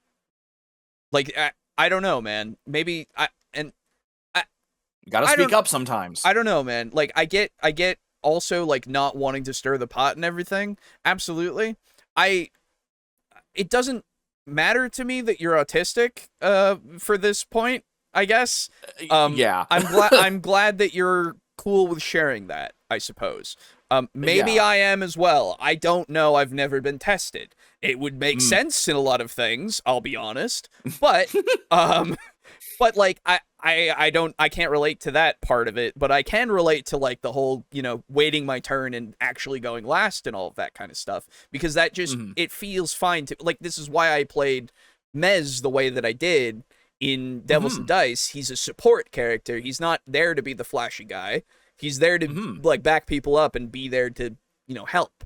Not to mention he's a weaselly little bastard. That's right. That makes perfect sense with his character. Right, exactly. But like inherently, I've played support classes a lot of the time in a lot of things. So like that's why I like to play snipers. I love playing snipers. I like being able to watch things develop and then jump in if I see a hole, an opportunity. Yeah. Yes. Absolutely. So like it's one of those things where I get that, but if the situation that's happening for you is actually like not good, you need to speak up. You need to actually tell people about that. Yeah. Yeah. Like I didn't get a turn. Why didn't I get a turn, guys? Yeah, it's like, hey, by the way, we skipped my turn. Do you really think they'd be like, nah, fuck you, we're not going back and doing it? They'd probably be like, oh my god, I'm so sorry, I completely forgot. Let's back up and do it. Unless you're playing with dicks. Right, exactly. It destroyed verisimilitude in any kind of diegetic experience for me, and in a very weird and unexpected way, this became the most gamey roleplay game I've ever tried playing. So I can understand with like the mechanical aspect why it would feel gamey. Absolutely. That is fair. I totally understand that. If that throws you off for it, absolutely. Like I can see that happening 100%. It would be weird to me for like a little bit, I feel, as well, playing it. But like once I got into it, I feel like I'd be okay. But that's, again, I am an exception to a lot of things because I'm a freak who doesn't give a shit most of the time. He is. Yeah, I'm a freak. Everybody can call it, like, you can say it immediately. Like, I don't care a lot of the time. He doesn't care. I just go with it. The only thing he cares about is the shit that he hates, like Star Wars movies. I care about the things that I love too. Oh, okay. Yeah. That's why I hate some of these things. For Star Wars, it's the writing. Yeah, it's true. I know. Anyway, but yeah, so yeah, if it did, that's absolutely fine. That's absolutely fine. Also, you used verisimilitude. I'm gonna make fun of you I wasn't gonna say it. Gonna make fun of you a but little he did bit. say I'm it. sorry, but you did say it. And he said the V word. Chat. I'm on the lookout for it every time I go into any fucking video. I'm sorry. It's just me. Yeah. Because it's been ruined by so many people. I'm sorry. Yeah. For context, if you weren't there when we said it, basically we've been doing the podcast for about 7 years now, something like that. Yeah. And toward the beginning of it, every fucking person and their grandma was using that fucking word. didn't fucking matter who it was. It was just And before even like doing the show, I'd noticed it in so many different places that people are just using it all the time. And I was like, okay, we can just say immersion. It's okay. Yeah. Anyway. But you're good if you want to say it. Yeah, exactly. You're fine. We won't judge you. I'm gonna judge. No, I'll be straight up about you. I'll judge you a little bit. Absolutely. Oh, okay. Just know that there's an inherent little part of me that will go. That's it. But I'm not gonna be too much of a dick about it. Yeah, no. Anyway, okay. Was he just not set up character-wise to where he couldn't do anything? Maybe. I just don't know. maybe he just never spoke up is the other thing, because That's the thing. the way That's that the what system, I'm getting here. Yeah, the way the system kind of works is that you do need to like have a moment of like, can I do something? You know? Mm-hmm. And Yeah, that's not going to work You for can't everybody. always expect other people to think of you. No, exactly. And what I would say, you know what, this is a good point at least. What I would say is that that's inherently kind of bad for people that aren't necessarily like able to speak up in that way, right? I had to really hold myself back there. What? Oh, okay. No. But regardless, for people who aren't used to speaking up, right? For people who don't actually want to speak up and stuff like that, like me, honestly, I am not much of one to speak up when I'm in a situation that I'm not comfortable in, I guess, a lot of the time. But when I'm shitting with my friends, I don't give a shit, right? Yeah, exactly. But like, I can we shit together all the time. That's right, we shit so much. Yeah. But I can see that, like, at the table, if, you know, you're in a combat situation and, like, everybody's doing stuff and they're doing stuff really well, you might not feel like you should necessarily speak up because everybody's kind of, like, doing too well and you don't want to, like, interrupt the flow and everything. Right? So it does discourage that kind of quiet kid, unfortunately, right? I think inherently, but that's unfortunately just a part of the system that I can see that will throw people off for sure. So I'm fine with that if that's a personal negative, absolutely, right? And I think it is something that could be worked on a little bit in the sense of if you're playing it, right? That you as the GM should really like make sure that you're spotlighting specific players at times, right? Because or at the very least being like, if you're going to spotlight the party, then you're like, okay, you've done that. Now what do you do? Yeah, exactly. You got to create these opportunities for people to actually speak up, because that is also part of how you GM, right? Yes. You don't want people to think that you aren't paying attention to them, because that feels like shit. And not to say that you need to be like a babysitter or anything for their like feelings of doing stuff, right? But yeah, it just is something that you like. We do it in D&D and all these other systems all the time. I make sure to like actually say, okay, yeah, cool, you're doing that right now. What do you think about the situation? Like to another player, because they're also in the scene, you know? Yeah. So, and it's important for the, like, me, and if they're just like, oh no, dude, honestly, I'm good. I'm just watching. I'm fine with it. I'm just watching. Exactly. Then I'm like, hell yeah, awesome. Let's keep going. Yeah. Right? I mean, that happened literally last session. Yeah. In Vampire, where I kind of had a big part of the session. I'm like, by the way, are you guys good? Like, yeah. You're kind of just sitting there not doing anything. I feel bad. It's like, no, we're completely fine. Go. Yeah. Exactly. So like, again, it's just, I don't know. It just seems inherent to how TTRPGs are to me. That this is just part of how you would run them. So like, yeah, I don't know. So it's weird to us. Yeah, because it is. We're these, it's like someone who likes the taste, of like, I don't know, red sauce, being told that, oh my God, I hate red sauce so much. Like, why? Yeah. It's good. Yeah. Or, you know what a better example is? Avocado. I don't like avocado, but everybody's like, oh man, you should get it. It's like, why? It tastes like, it doesn't taste like anything. Why don't you like it? That's but fair then enough. if it, it's like that. And, yeah, no, I get you. I think it would depend what character I'm playing, how much I speak up. Yeah, that's another thing entirely as well. Like, it's just one of those things where you as a GM need to understand your players and their characters. That's just part of it, right? And that just seems inherent to any system you're playing, right? Yeah. And I'll still add in that even if you're in the same position he is in, you still need to be able to speak up if you've been skipped over, whether it's on purpose or on accident. Right. The spotlight system sucks for introverts. They struggle enough in more standard combats, so Daggerheart not having any kind of structure made it really rough for them. GM didn't understand either. Fair enough. Yeah. So that's the thing exactly. Again, I understand that that's a negative, and you can absolutely blame the system for that. I am perfectly fine with that. It is a negative towards the system. Like I'm saying, I think that it should absolutely be played with that in mind, because you need to account for that if you're playing with people that are introverted. Absolutely. So it's another thing on the GM that needs to understand that, unfortunately, and that's kind of inherently built into anything that does have an initiative system of like, okay, everybody gets to do their part, right? Or even if they don't get a turn, they have the opportunity to do their part, right? Anyway. It's like a set in stone, like, okay, this is when I go, this is when you go, Yes. that's when, you know. Yes. It enables the worst divas of the hobby by saying, if you feel like what you have to do is more important, more dramatic, more deserving than the other players at the table, that's so valid, girl. Take all the turns you need.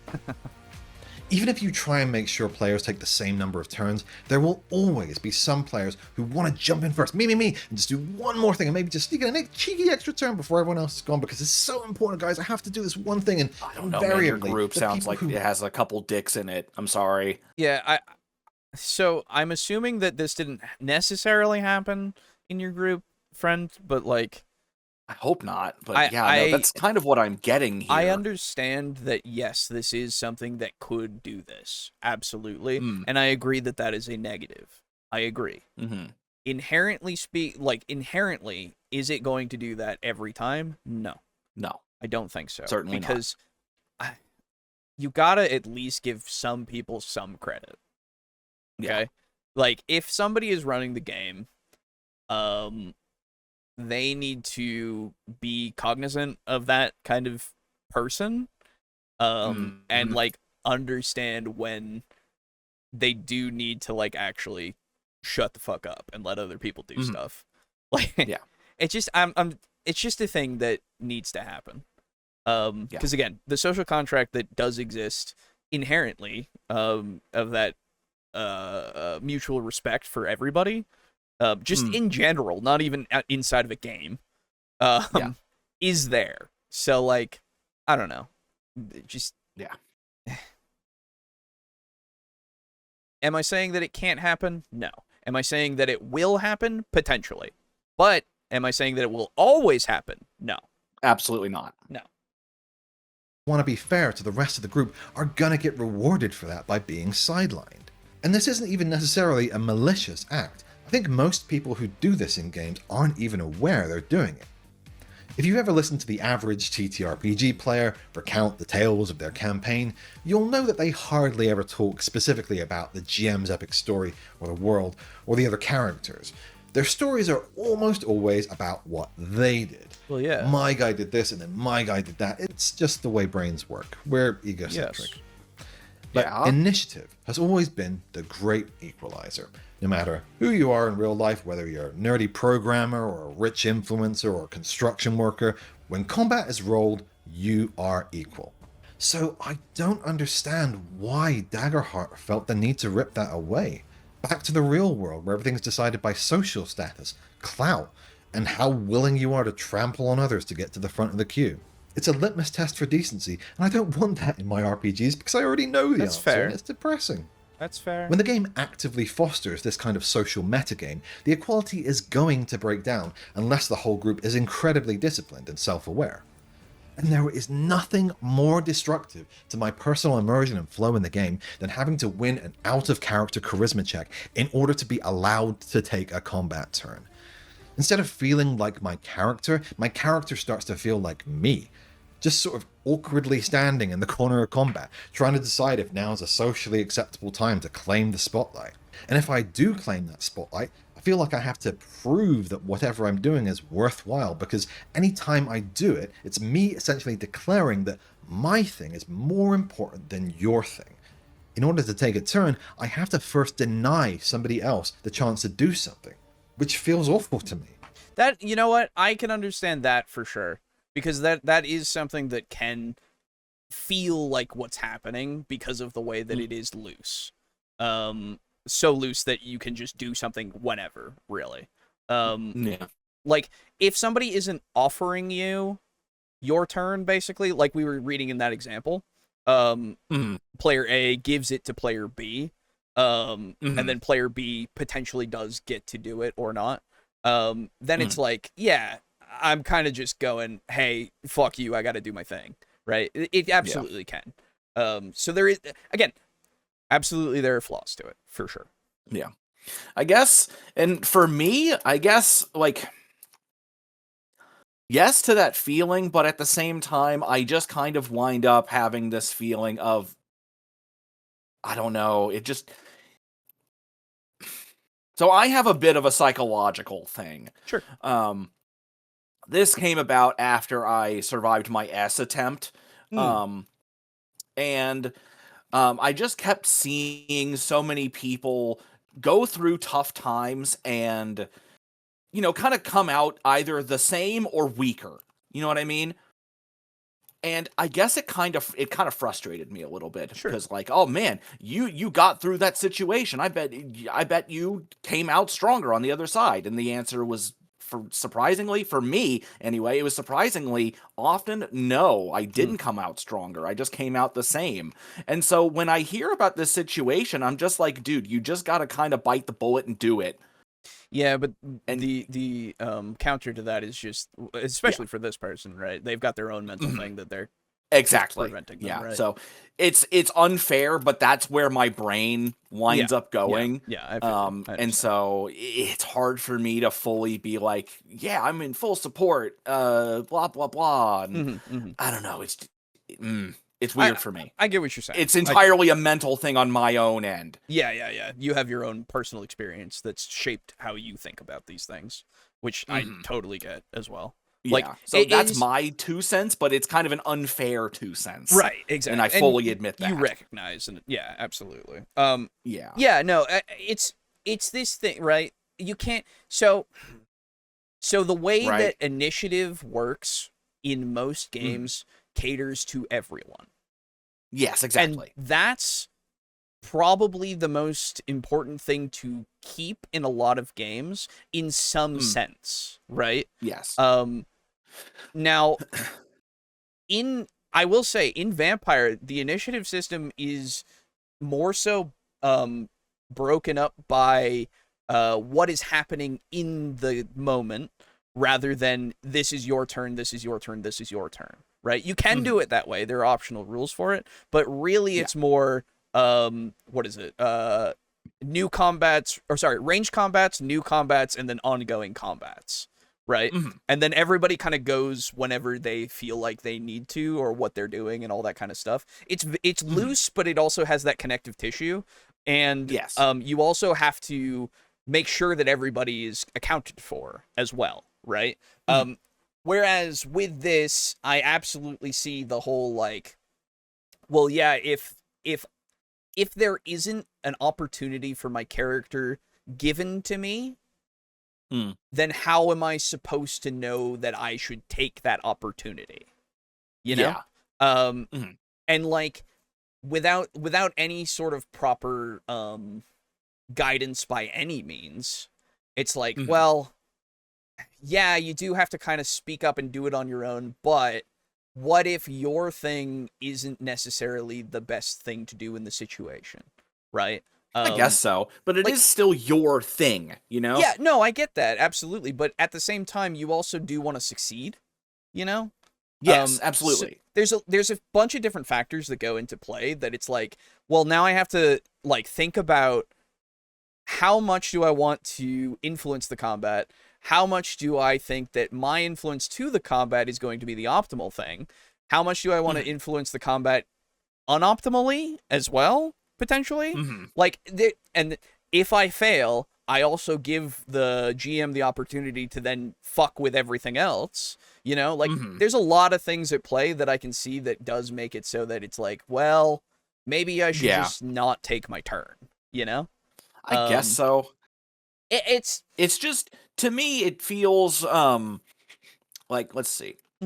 if you're going through and being like, how do I want to influence the combat and how am I actually going to do that?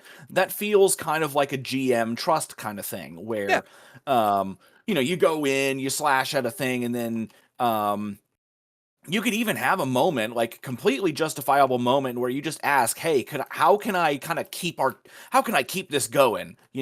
Yeah, And just flat out ask, "How can I I agree. continue this pain train?" Yeah. And then the DM or even other players could chime in and be like, "Oh, you could do this. You kick him over to me," and Yes. that even starts getting people to think about others. Yes, I And agree absolutely, because like yeah. it is unfortunately it needs to be more of a social thing that is Mhm. that is enforced by your social group, right? Mhm. And they need to understand each other a lot more in that context, right? This Mhm. really is one of those games where if everybody doesn't understand each other to the most that they can, Mhm. it's going to feel dissatisfying in a lot of Yeah, instances, right? it's So true. when you do have people that are introverted or autistic or whatever, then it's like, Mhm. well, now you're putting them in a situation that they can't handle as well, right? That is very, very true, yes. So that's the big issue that comes with Mhm. it, without having anything that's very inherently set in stone to give them the opportunity to be in a comfortable situation of, it's my turn, right? Yes. That is the basic kind of comfortable situation that they need, at Mhm. least, from my understanding, to Hmm. then be able to interact with this social dynamic that needs to be in Yeah, play, like, right? confidently. Yeah. So like, it's Yeah. it works for a lot of people, but it doesn't work for a lot of people. Mhm.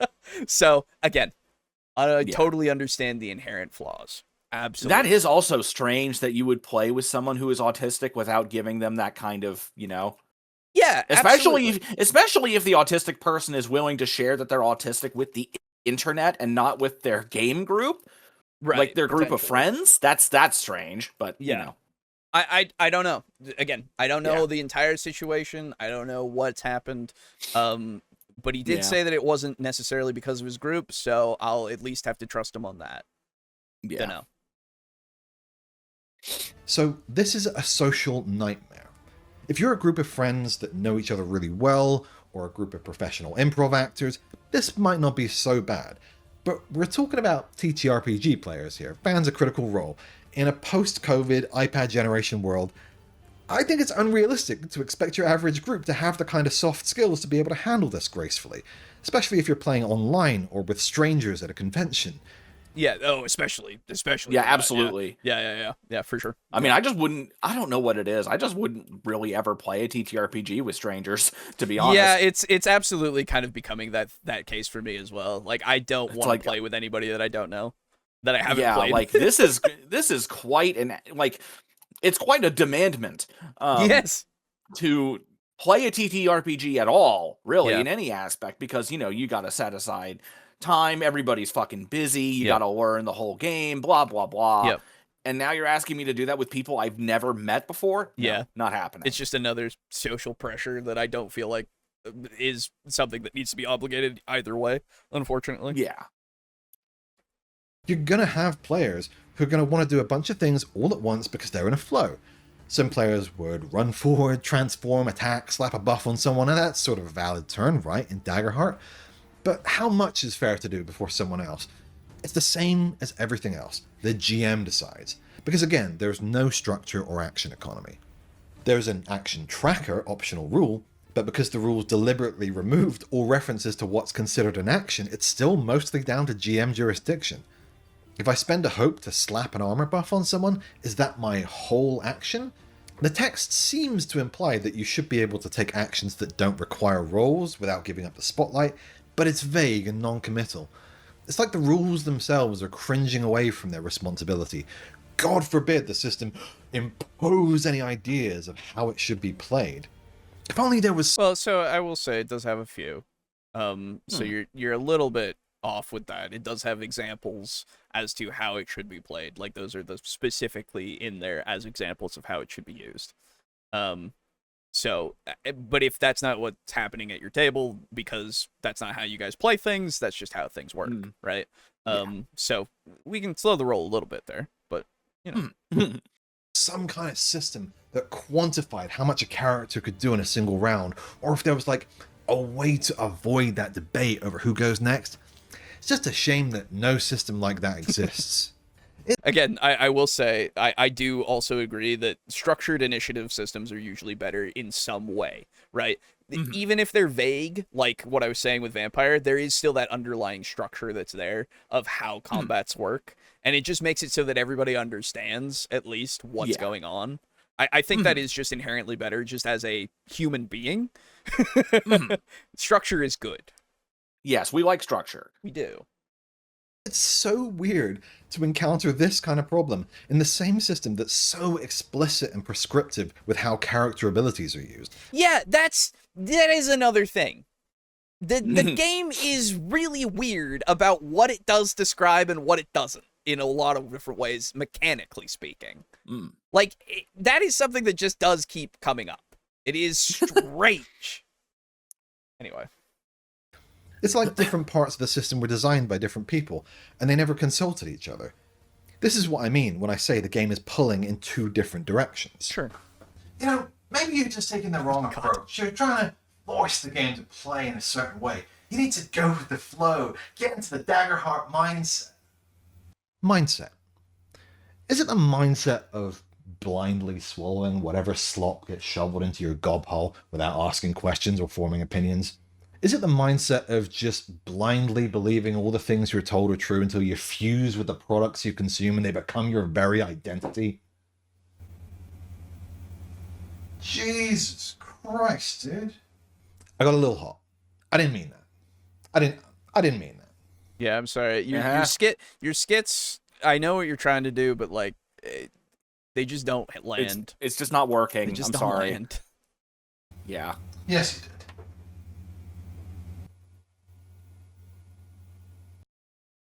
Oh. I've touched on this a little bit already, but I want to talk specifically about the conversations being had around this game.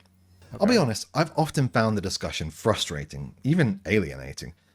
Not even just because I disagree, but because so much of the discussion seems to just be parroting the game's marketing rather than actually talking about its real design. I mean, that's fair, because that's with a lot of things. People do just, unfortunately, parrot without any critical thought. Yeah. So absolutely, I can understand that you would get, hey, whoa, that's crazy. Do you know that there's this fucking show that's on the internet somewhere that you would never watch that's called, like, TableTalk Discussion and Discourse? That's insane, dude. I've never heard of it. Yeah, whoa. Crazy. I totally understand cringe. and agree. Sounds kind of cringe. Sounds incredibly cringe. You're right. Yes. Yeah. I mean, take this excerpt from the book, which justifies the spotlight system. Since Daggerheart is a collaborative and conversational storytelling experience, combat has no initiative order, no rounds, and no distinct number of actions you can take while in the spotlight. Instead, fights play out narratively from moment to moment, just like non-combat scenes. This free-form combat gives players the freedom and opportunity to team up, respond on the fly to narrative changes to the scene, and follow the fiction. If they aren't mechanically locked into combat, players might find it easier to choose a solution other than violence, such as having their characters flee from their opponents or come to a temporary truce with their enemies.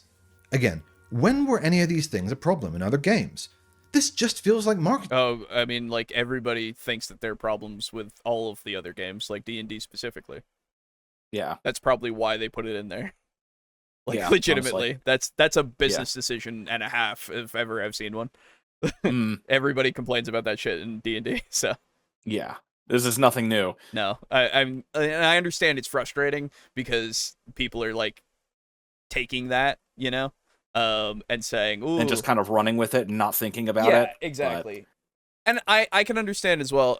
Full Metal Dragon says, I really dislike this kind of RPG writing too. It's all buzzwords and corporate speak and accommodationist. Yes, I agree. It does hit the wrong way for sure. Because we're just like you, fellow kids. Yeah. You know. It's like saying weight loss journey instead of just saying diet. Yeah. Yeah, no, I have to hear that so many times at fucking work. God. You know, like advertisements. Yeah. Drive me Ads. fucking up the goddamn wall. Because they anyway, they need to tell you that it's not a diet, because diet's a bad thing, man. yeah, diets are bad. That implies hard work and dedication. Yeah. Journey is just going somewhere. It's walking from one point to another. Fuck off. I hate soft language, dude. Yeah, no, I know. I get you. It feels like those infomercials where they act like opening a bottle is such a huge problem that you need this new gadget. True. And I swear, every time I hear the term fiction first being bandied about near Daggerheart, I feel like I'm going crazy, like I'm being gaslit. Just randomly. Shouldn't a weight loss journey mean walking? Yes. Ooh, well done. Yes. That's very, very true. Yeah.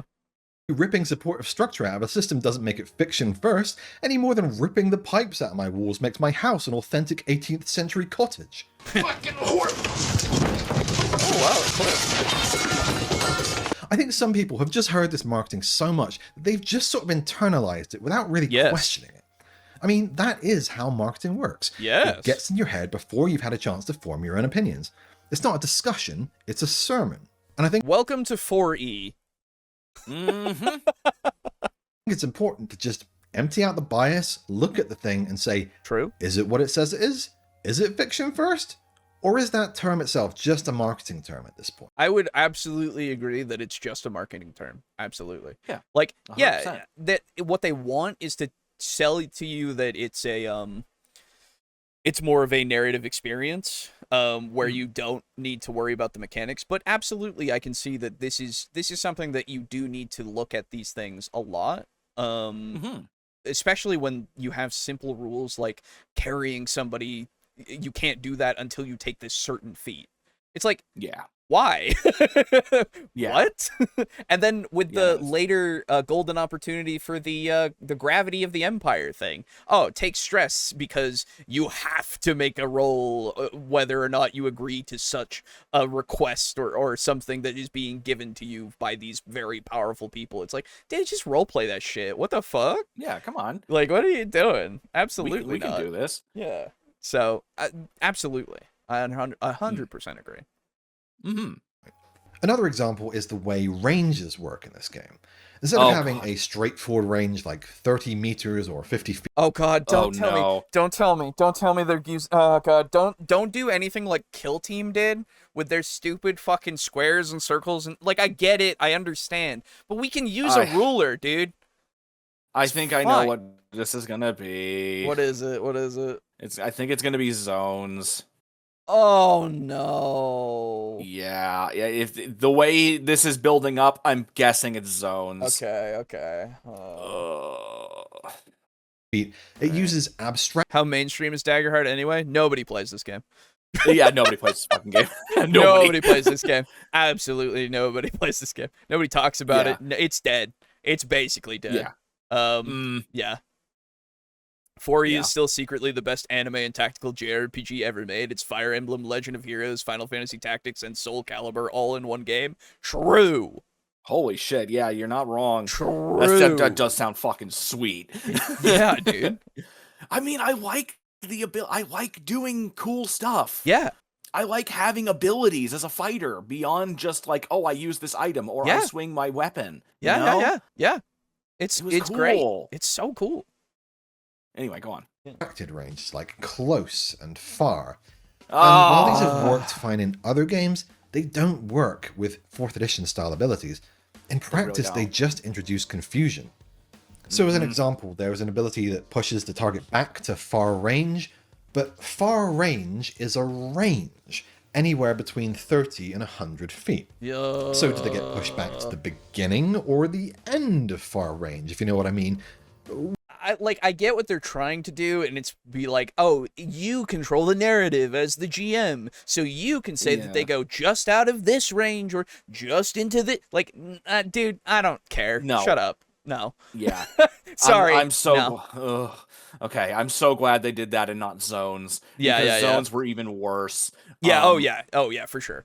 But both of them, I'm like, just tell me a fucking range. Just tell me. Just give me a fucking number. I just need please. a number. I'm sorry. I just need a Yeah. fucking number. I'm not sorry. Give me a fucking number. Fair. Would it Yeah. not just be simpler, more direct? Ah. Be simpler, more direct, more straightforward to say you're pushing back 30 feet? Yeah. Or whatever the actual intended distance was. Please. But no, that would be imposing structure. They even did this with money. Instead of having What? like 100.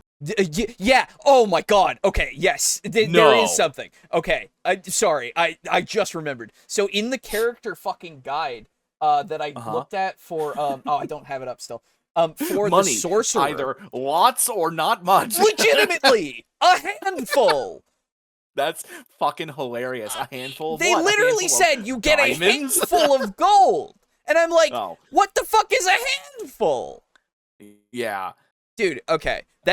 No, Now, you know what? Okay. I will push back ever so slightly. I And can think of something. in a different system entirely. Yes.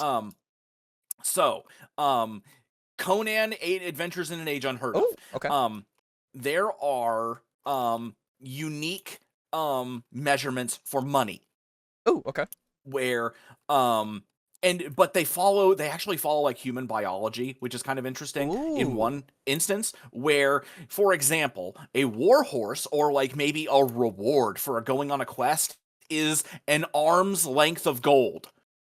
Ooh, that's cool. Yeah, it's Okay. very now. The reason why this works in my mind is that one, Conan is very, very thematic. Yeah, for sure. And it's really set into that kind of like Bronze Age fantasy type shit, where yeah. that kind of shit works. Yeah. Two, you can look at your arm and be like, if you know how thick a gold piece is, Yes, yeah. roughly, you can be, it's like the size of a fucking coin. Exactly. You can be like, wow, that's a fuckload of gold, you know? Yeah, for sure. Because, like, imagine, I don't know, an arm's length of quarters. That's a shitload of quarters. It's a lot of quarters, yeah. That's a lot of quarters.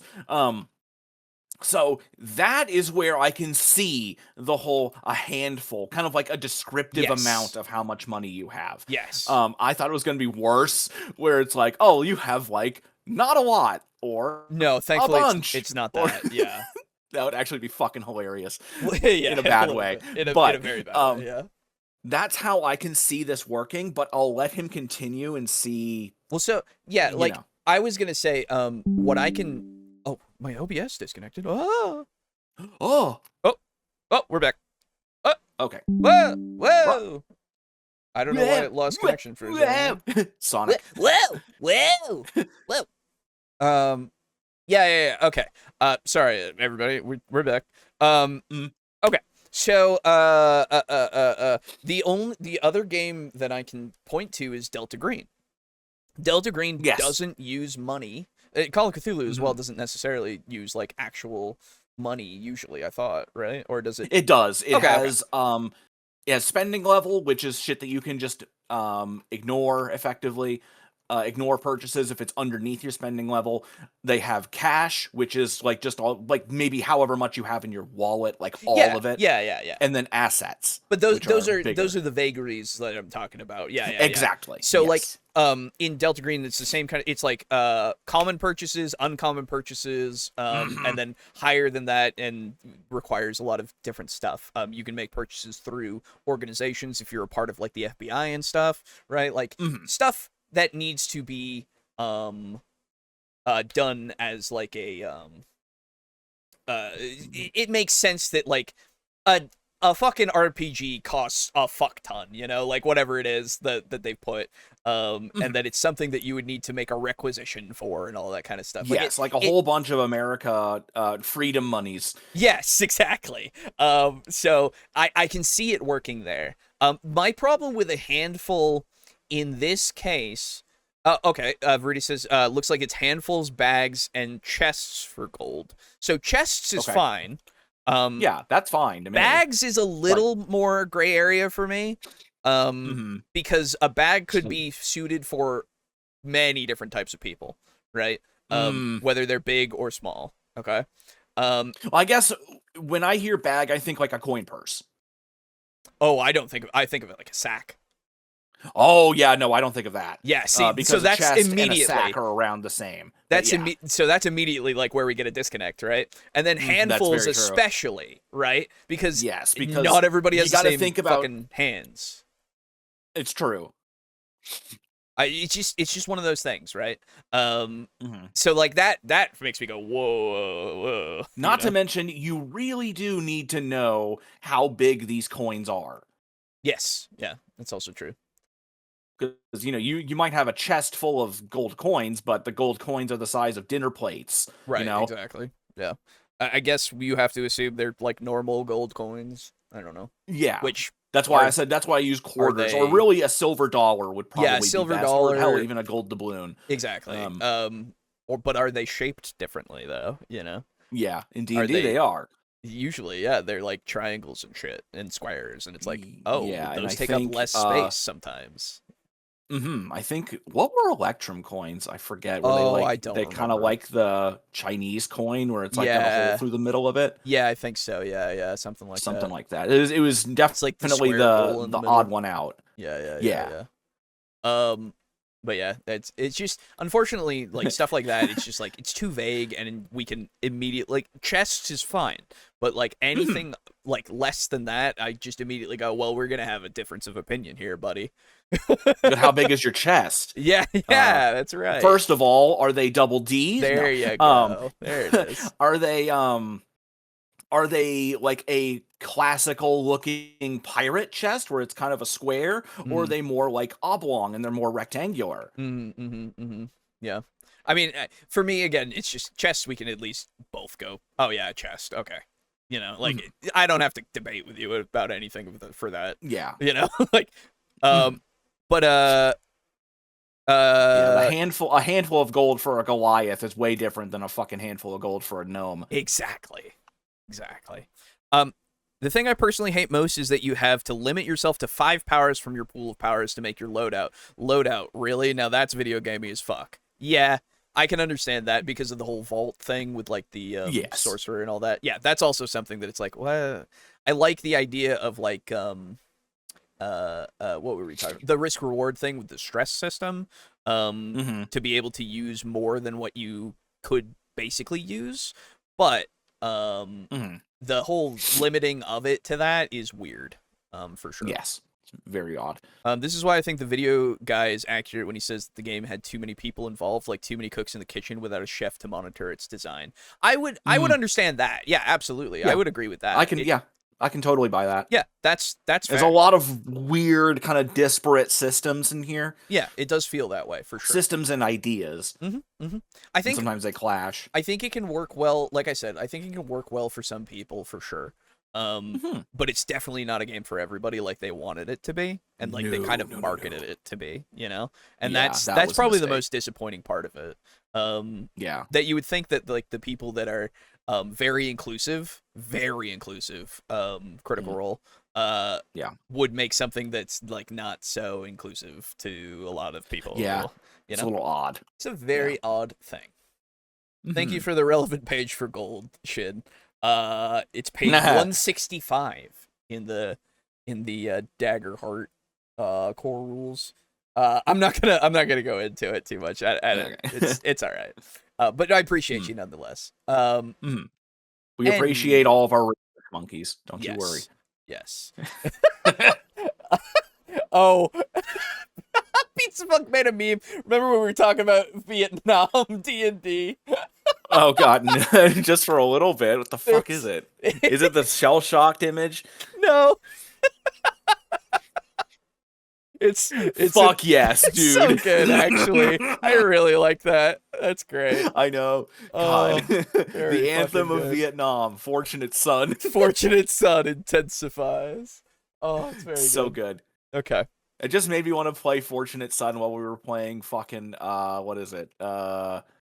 Deathwing. Yeah, true. Yeah. Coins, you have handfuls and bags and chests. This is actually kind of funny. Back in the playtest, it was like 6 handfuls to 1 bag, 5 bags to 1 chest, 4 chests to 1 hoard, and 3 hoards to 1 fortune. I'm not shitting. Oh, a you had to do horde all and this a fortune. conversion That's math cool. because Yeah. it's simpler. This is fiction first, bro. This isn't your D&D. We don't sweat the small deeds. I'm mostly sent for the table at the bottom. Oh. Meals for a party of adventurers per night, 1 handful. Uh-oh. Okay. Okay. Standard in-room per night, 1 handful. Okay, so a room is the same as a meal for the entire party. Yeah. How big is the party? Yeah, exactly. Now we start going into Yeah. luxury in-room per night is 1 bag. Carriage Okay. ride is 2 handfuls. A mount is 3 bags. Okay. Specialized tools is 3 handfuls. Whereas Jesus. fine clothing is also 3 handfuls. And then luxury clothing is 1 bag.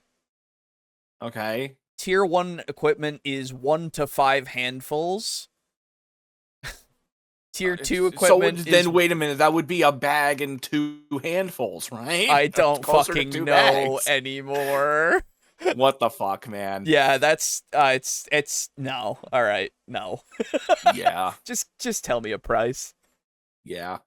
This only works in like really, really thematically heavy games. I'm sorry. Yeah, it It really works does. in Bronan, but not in come on. Yeah, I agree. And I mean, they simplified the conversion ratios by release, but this is what I mean. Sounds like gold's pretty worthless. Yeah, exactly. True. When I say it's all marketing. None of these ideas actually make the game simpler or easier to run. It's a middle-class hipster masquerading as a working-class fella by wearing shop-faded jeans. Nicholas, your parents make 6 figures. Take off the fucking neck chain and stop talking like you're from the ghetto.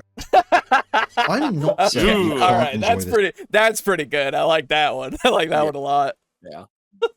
this game. Art is subjective. You can enjoy anything for any reason. I mean, there are some people who don't even give a rat's ass about game design. They'll enjoy a game based on how it looks or the vibes, and that's valid. But while I have a lot of admiration for this game for trying new things, that admiration doesn't translate into having fun. Sure. For me, games are about play and experience. Tabletop RPGs specifically are about freedom and immersion. And for me, this game is a mechanical straitjacket, forcing me to play it like a board game. And its rules actively reject the kind of believability that lets me get immersed. It's somehow both too tight and too loose. They ripped out important That I structure can and agree with replaced too tight and too loose. Yeah, there's a lot of like you're saying, disparate systems that seem to be like weirdly put together. Absolutely. Yeah. It like I said, fully agree with the idea that this was made by too many people who all wanted to have their shit included. Yeah. I don't think it's the worst thing in the world, but I do understand that people don't like it. Absolutely. Yeah, no. Yeah. I also wouldn't say that it's the worst in the world. Yeah. But absolutely not. Yeah. that with systems that are totally divorced from the fiction. The result is, for me, something uniquely punishing to play.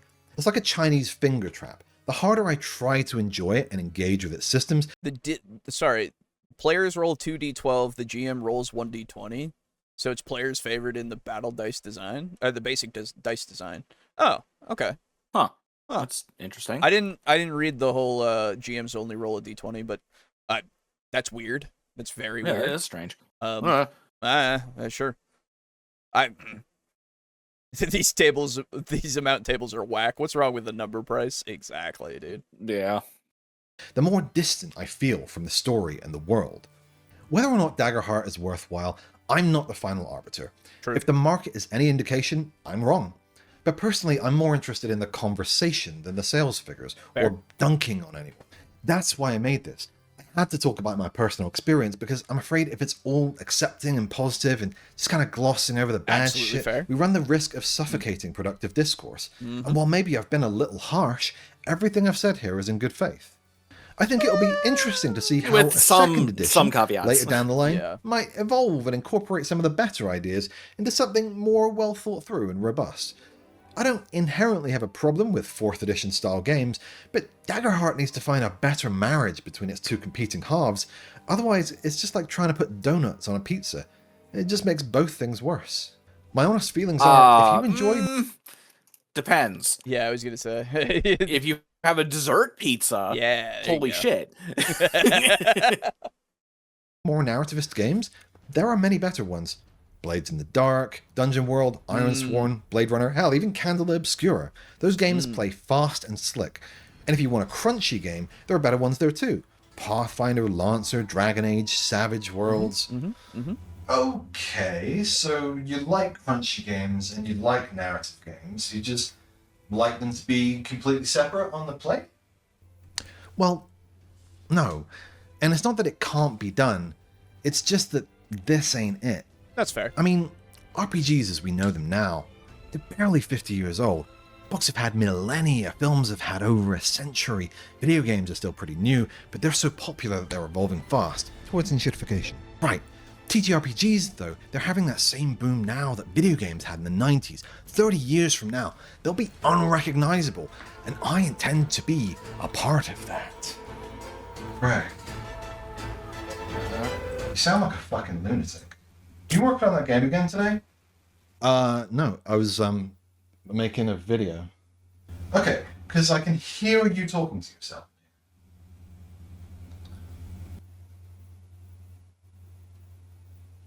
You know, I was gonna ask people to be cool in the comments, but at this point, I don't even know if that's fair to ask.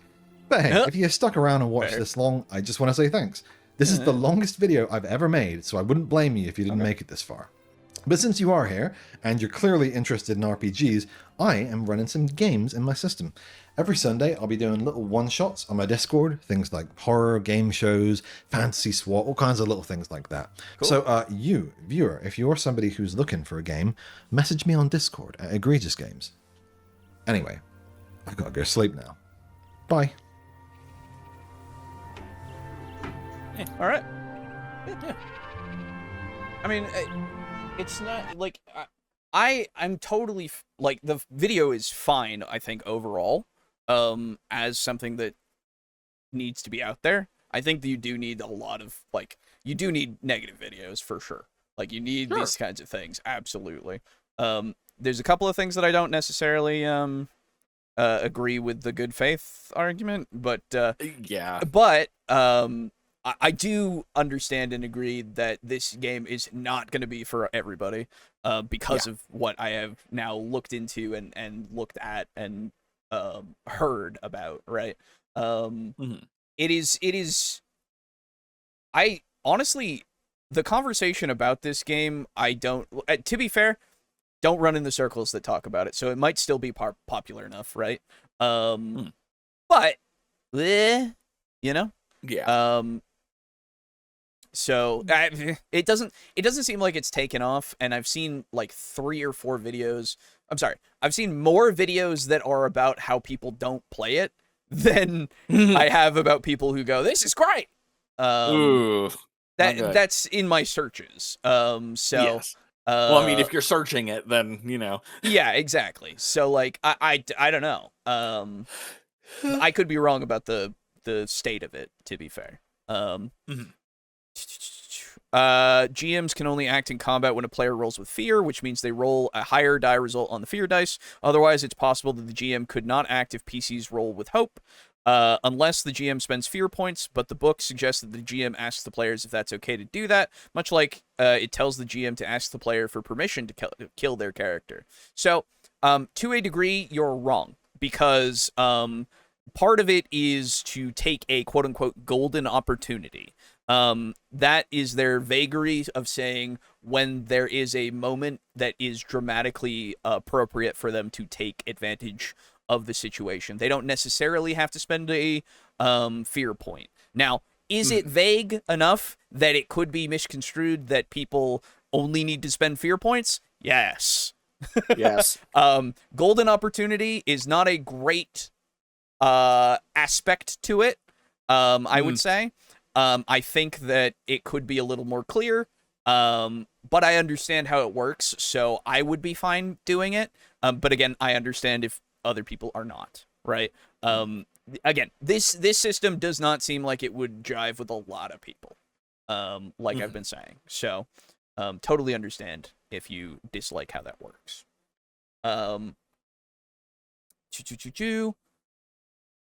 Uh. Anyway. Okay. Yeah. Well, that was it. I figured that one would be pretty rife for actual discussion and looking into it. So that's a good one. Glad it was like I was hoping. I suppose that's the first fucking show for year 7. Mm-hmm.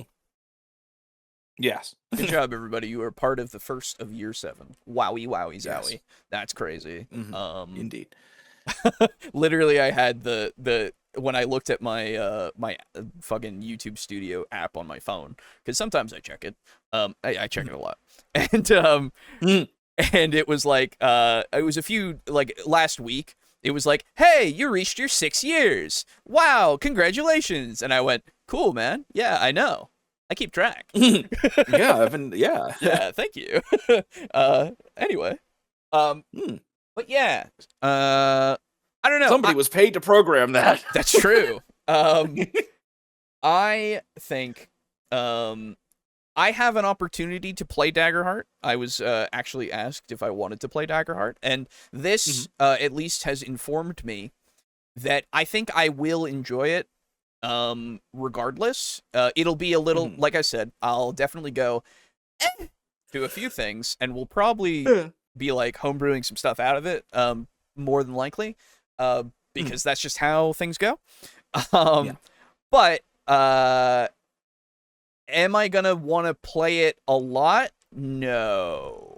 Yeah, probably not. I don't think so. I think it's going to be a one-shot thing here and there, maybe if it ever happens again. Hell, I don't even know if this current thing is going to happen. You know? But it's it's a possibility that I'm like, yeah, absolutely, I'll try it once. But will I try it again? Depends. Yeah, you know? probably not. Yeah. Golden opportunity to play Daggerheart? Yeah, exactly, dude. Yeah. Nice. But yeah, Daggerheart. The question has been answered. It is definitely a system that does exist. It seems okay. Yeah, it seems fine. Definitely not for everybody. Okay, well, that being the case, I suppose I'm going to offer my lovely co-host here to leave if you should desire to. I'm going to, because I am both hungry and I also need to use the restroom. Fair enough, yeah. So before I go, I am off on Tuesday and Wednesday. Do you think you want to do anything then? I would love to if time and energy permits. Yes. Okay. I want to get back to Abiotic Factor real bad. Yeah, me too. I miss it. I do. It's been too long. Yeah. I don't even remember where the fuck we are. We were doing port shit. I know that. Yeah, something. I don't fucking know. We'll get there. Yep. All right. Well, I'll see you then. Alrighty. See you later. Take it easy. Bye-bye. Bye. I'd rather get shot with skunk gas than play this game again. Fair. Absolutely fair. That's the thing. I understand entirely if people don't want to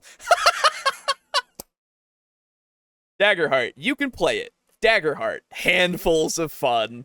That's great. I really like the handfuls of fun because that is perfect for it, I feel. Because it might be that your handful is empty. It might be your handful is overflowing. It might be somewhere in the middle. I love that, actually. That's a great way to put it. I'm going to...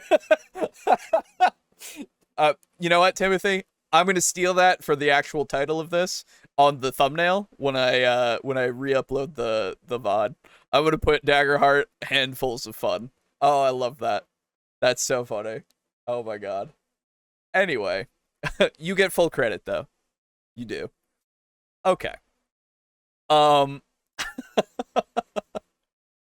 So, I'm going to move on to shouting out and shilling. If you are averse to such things, slash just you want to get out of here, absolutely, go for it. Get out of here. Appreciate you being here, though. So, let's move on. First comments, though. Comments! Comment! Why is that not showing up? Comments! Hi. Timothy has given us 2 comments. First up, we've got Hello Bros, new lore. Title, Reunited. Cornell was flat on his back in deep thought. He was in a small hut on the far side of the Grung village. The silence was broken by the snapping of sticks. Cornell lifted his head at the sound, his hand slowly moving toward his axe. Cornell, who goes there? Stranger. No need to be scared, I've only come to say hi. I heard you are a king. I am. Come where I can see you. The person entered the hut, walking into a tiny beam of light from the hole of the roof. The face of an elderly Kuatoa could be seen. Their eyes foggy white. The usual lavender skin of them looked muted and gray. Cornell, pardon me for saying this, but I had no idea Kuatoa lived to such a great age. Old Kuatoa.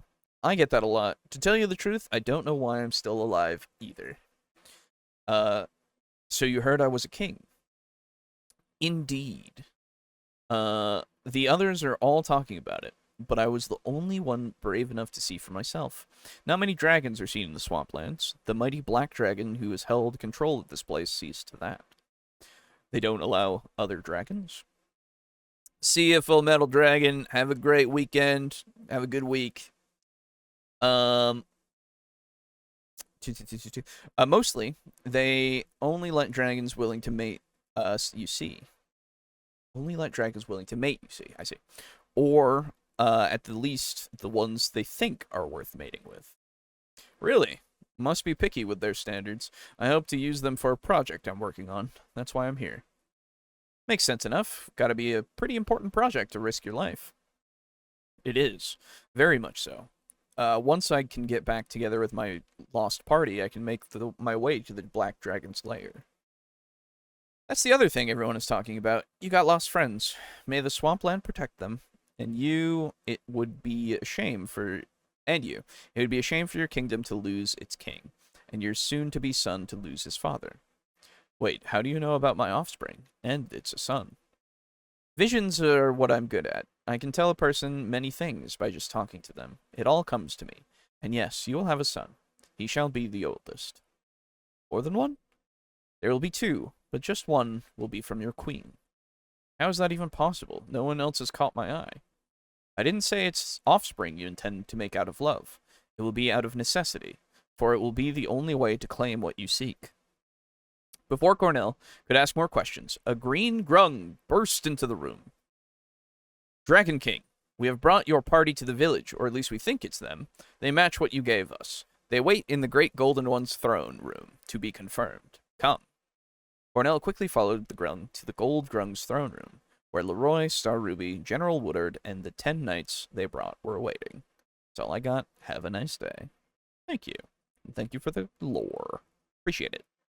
Then, of course, Timothy again, saying, hello, bros! Got the lore done early this week because I wanted to test copying and pasting. It seems to space out the lines more than I thought, but I didn't want to leave this episode without a comment, so hi, how are things? They're good, thank you.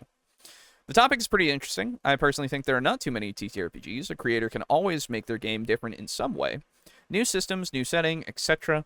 I'll always want more options rather than less. See you guys next time. Have a nice day. Thank you. Yeah, no, absolutely. I'm 100% behind that as well. We should absolutely have there's no way that that we would get too many TTRPGs, in my opinion. I really don't think so. But anyway, I appreciate your comments. Of course, if you should wish to comment in the future, please do so, and we'll read it out at the end of the show. And thank you all for being here, of course. For those of you who are still around, appreciate you as well. And for those of you in the VOD, if you're at this point, hi! Hope you're doing well. Let's move on to Shilling. Whoa!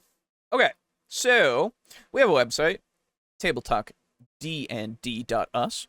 It's over in the description or the show notes, whatever it is, because you might be watching this via the a video podcast on Spotify or something, right? So if you are, hi, how are you doing? I hope you're doing well.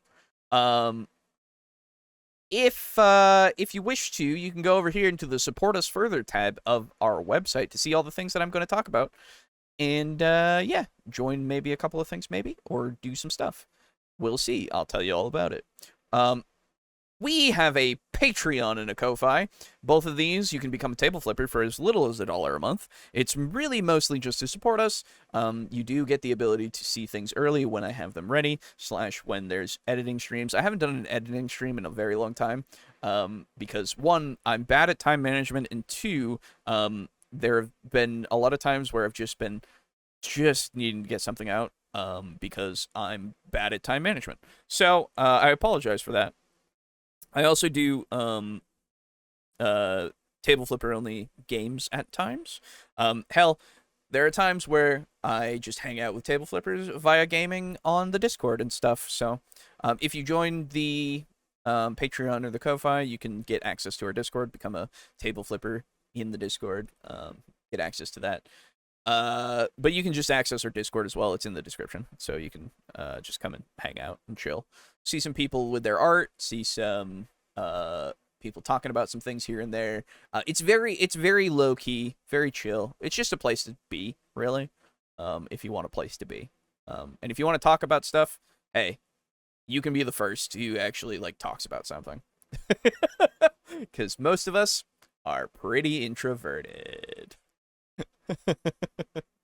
Anyway, yeah, little as $1 a month. Thank you goes out to our lovely table flippers, that being Steely, Draco Kraken, and Rick, aka Unirico, at tier 4. Big shout out, big thank yous to each of you for supporting us for literal years. You're closer to supporting us for a decade than you are to not supporting us for a decade, and that's ridiculous to me. Thank you so much. We sincerely appreciate it. I'm pretty sure, because I think I started this... Oh, when did I start the Patreon? Oh, geez, I don't even remember. Anyway, a thank you goes out to Crimson Rose as well at tier 2. Appreciate you, thank you. And a thank you goes out to our tier 1 contributor. All of the benefits and stuff are as stated in the things, / other stuff that just might be happening here and there. Depends on if I'm in the Discord or not, all that kind of stuff. It's, again, it's really mostly just to support the show, support the discussion, support the discourse. That was cringy. Okay. We also have a fourth wall shop. You can buy stuff off there if you want to. That's got our dice on it. It's got the new Sunrise and Sin City mat that you can use for your desk. I have this. I know Rico has this. Brogan has one of these, actually. He really wanted one. They're pretty fucking cool. If you want a mat, I would definitely recommend that. You can get us as keychains. I have these. I know a few people do. Our dice are there. Coasters from each of their faces. The TableTalk crew mug. Good old Jerry the raccoon little portrait there. The small mouse pad that we have. And unfortunately, right now the notebook is quote-unquote sold out. It's only because they don't have access to making the notebooks right now. So if you do want a notebook, you'd have to wait if you wanted one. Anyway, go on there, maybe get some stuff if you want to, help support us a little bit. That's up to you. Yeah. Continuing on, we also have the ability for you to donate to us directly via PayPal if you wish to, as well as Humble Bundle. We're affiliated with Humble Bundle. Love Humble Bundle. I just got the January Choice Bundle. Looks like you can get a month off, a month of it for $9 right now. Looks like. Whoa. I think this is probably gonna be gone by the time this goes up. Yes, probably. Regardless, if you get the choice, if you get any of these bundles, like the Doctor Who Audio Adventures, ooh, there you go. Battle Hardened game assets for actual like making video games and stuff. So you want to try Call of Cthulhu? It's going to be gone by the time this comes out, unfortunately. So you had your chance. And some other stuff here. Oh, there's a Just Cause one. Ooh.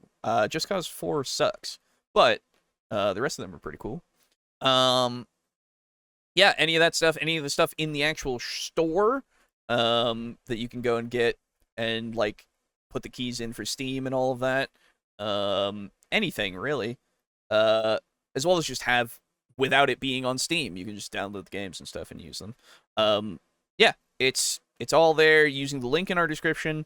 We get a little bit of a kickback if you buy anything through that.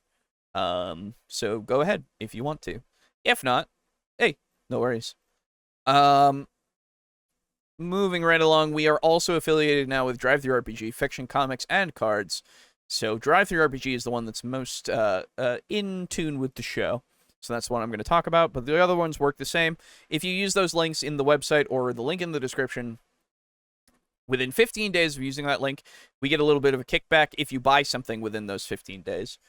So you can get whatever you want through this. This is how I get PDFs to people when they win them through Garabingo and stuff. Yeah, DriveThruRPG, pretty good, honestly. You can get a lot of stuff on here for pretty good prices for PDFs and stuff. You can even get hardcover and softcover books through here and all that. And assumedly, you can get the cards, comics, and fiction the same kind of way.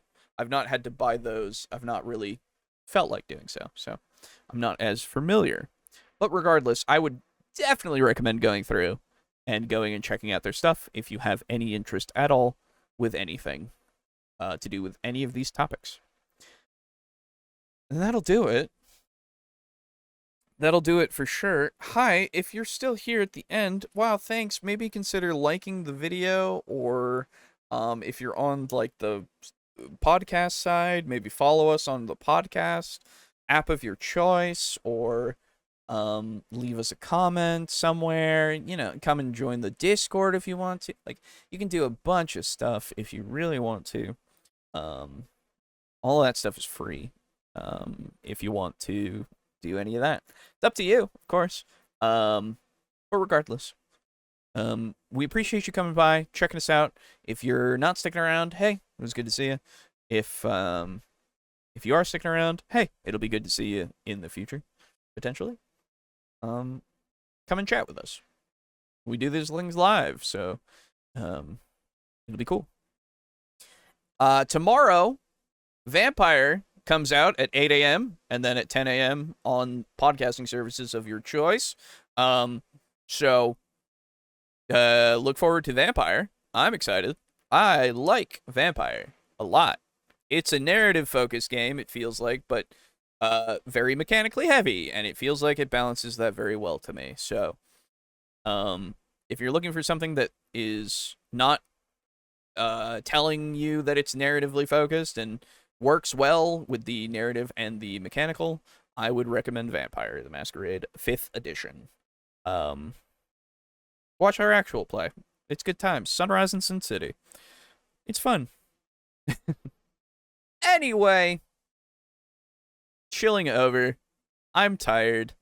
I've got to get this put together so that I can get it up by Monday. So I'm going to go. Oh, it's technically the first today, so really at 8 a.m. today is when Vampire comes out. So get ready, get excited, please enjoy.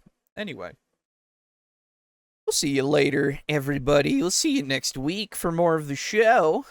Happy 6 years over, 7th year, everybody. Bye-bye. Bye.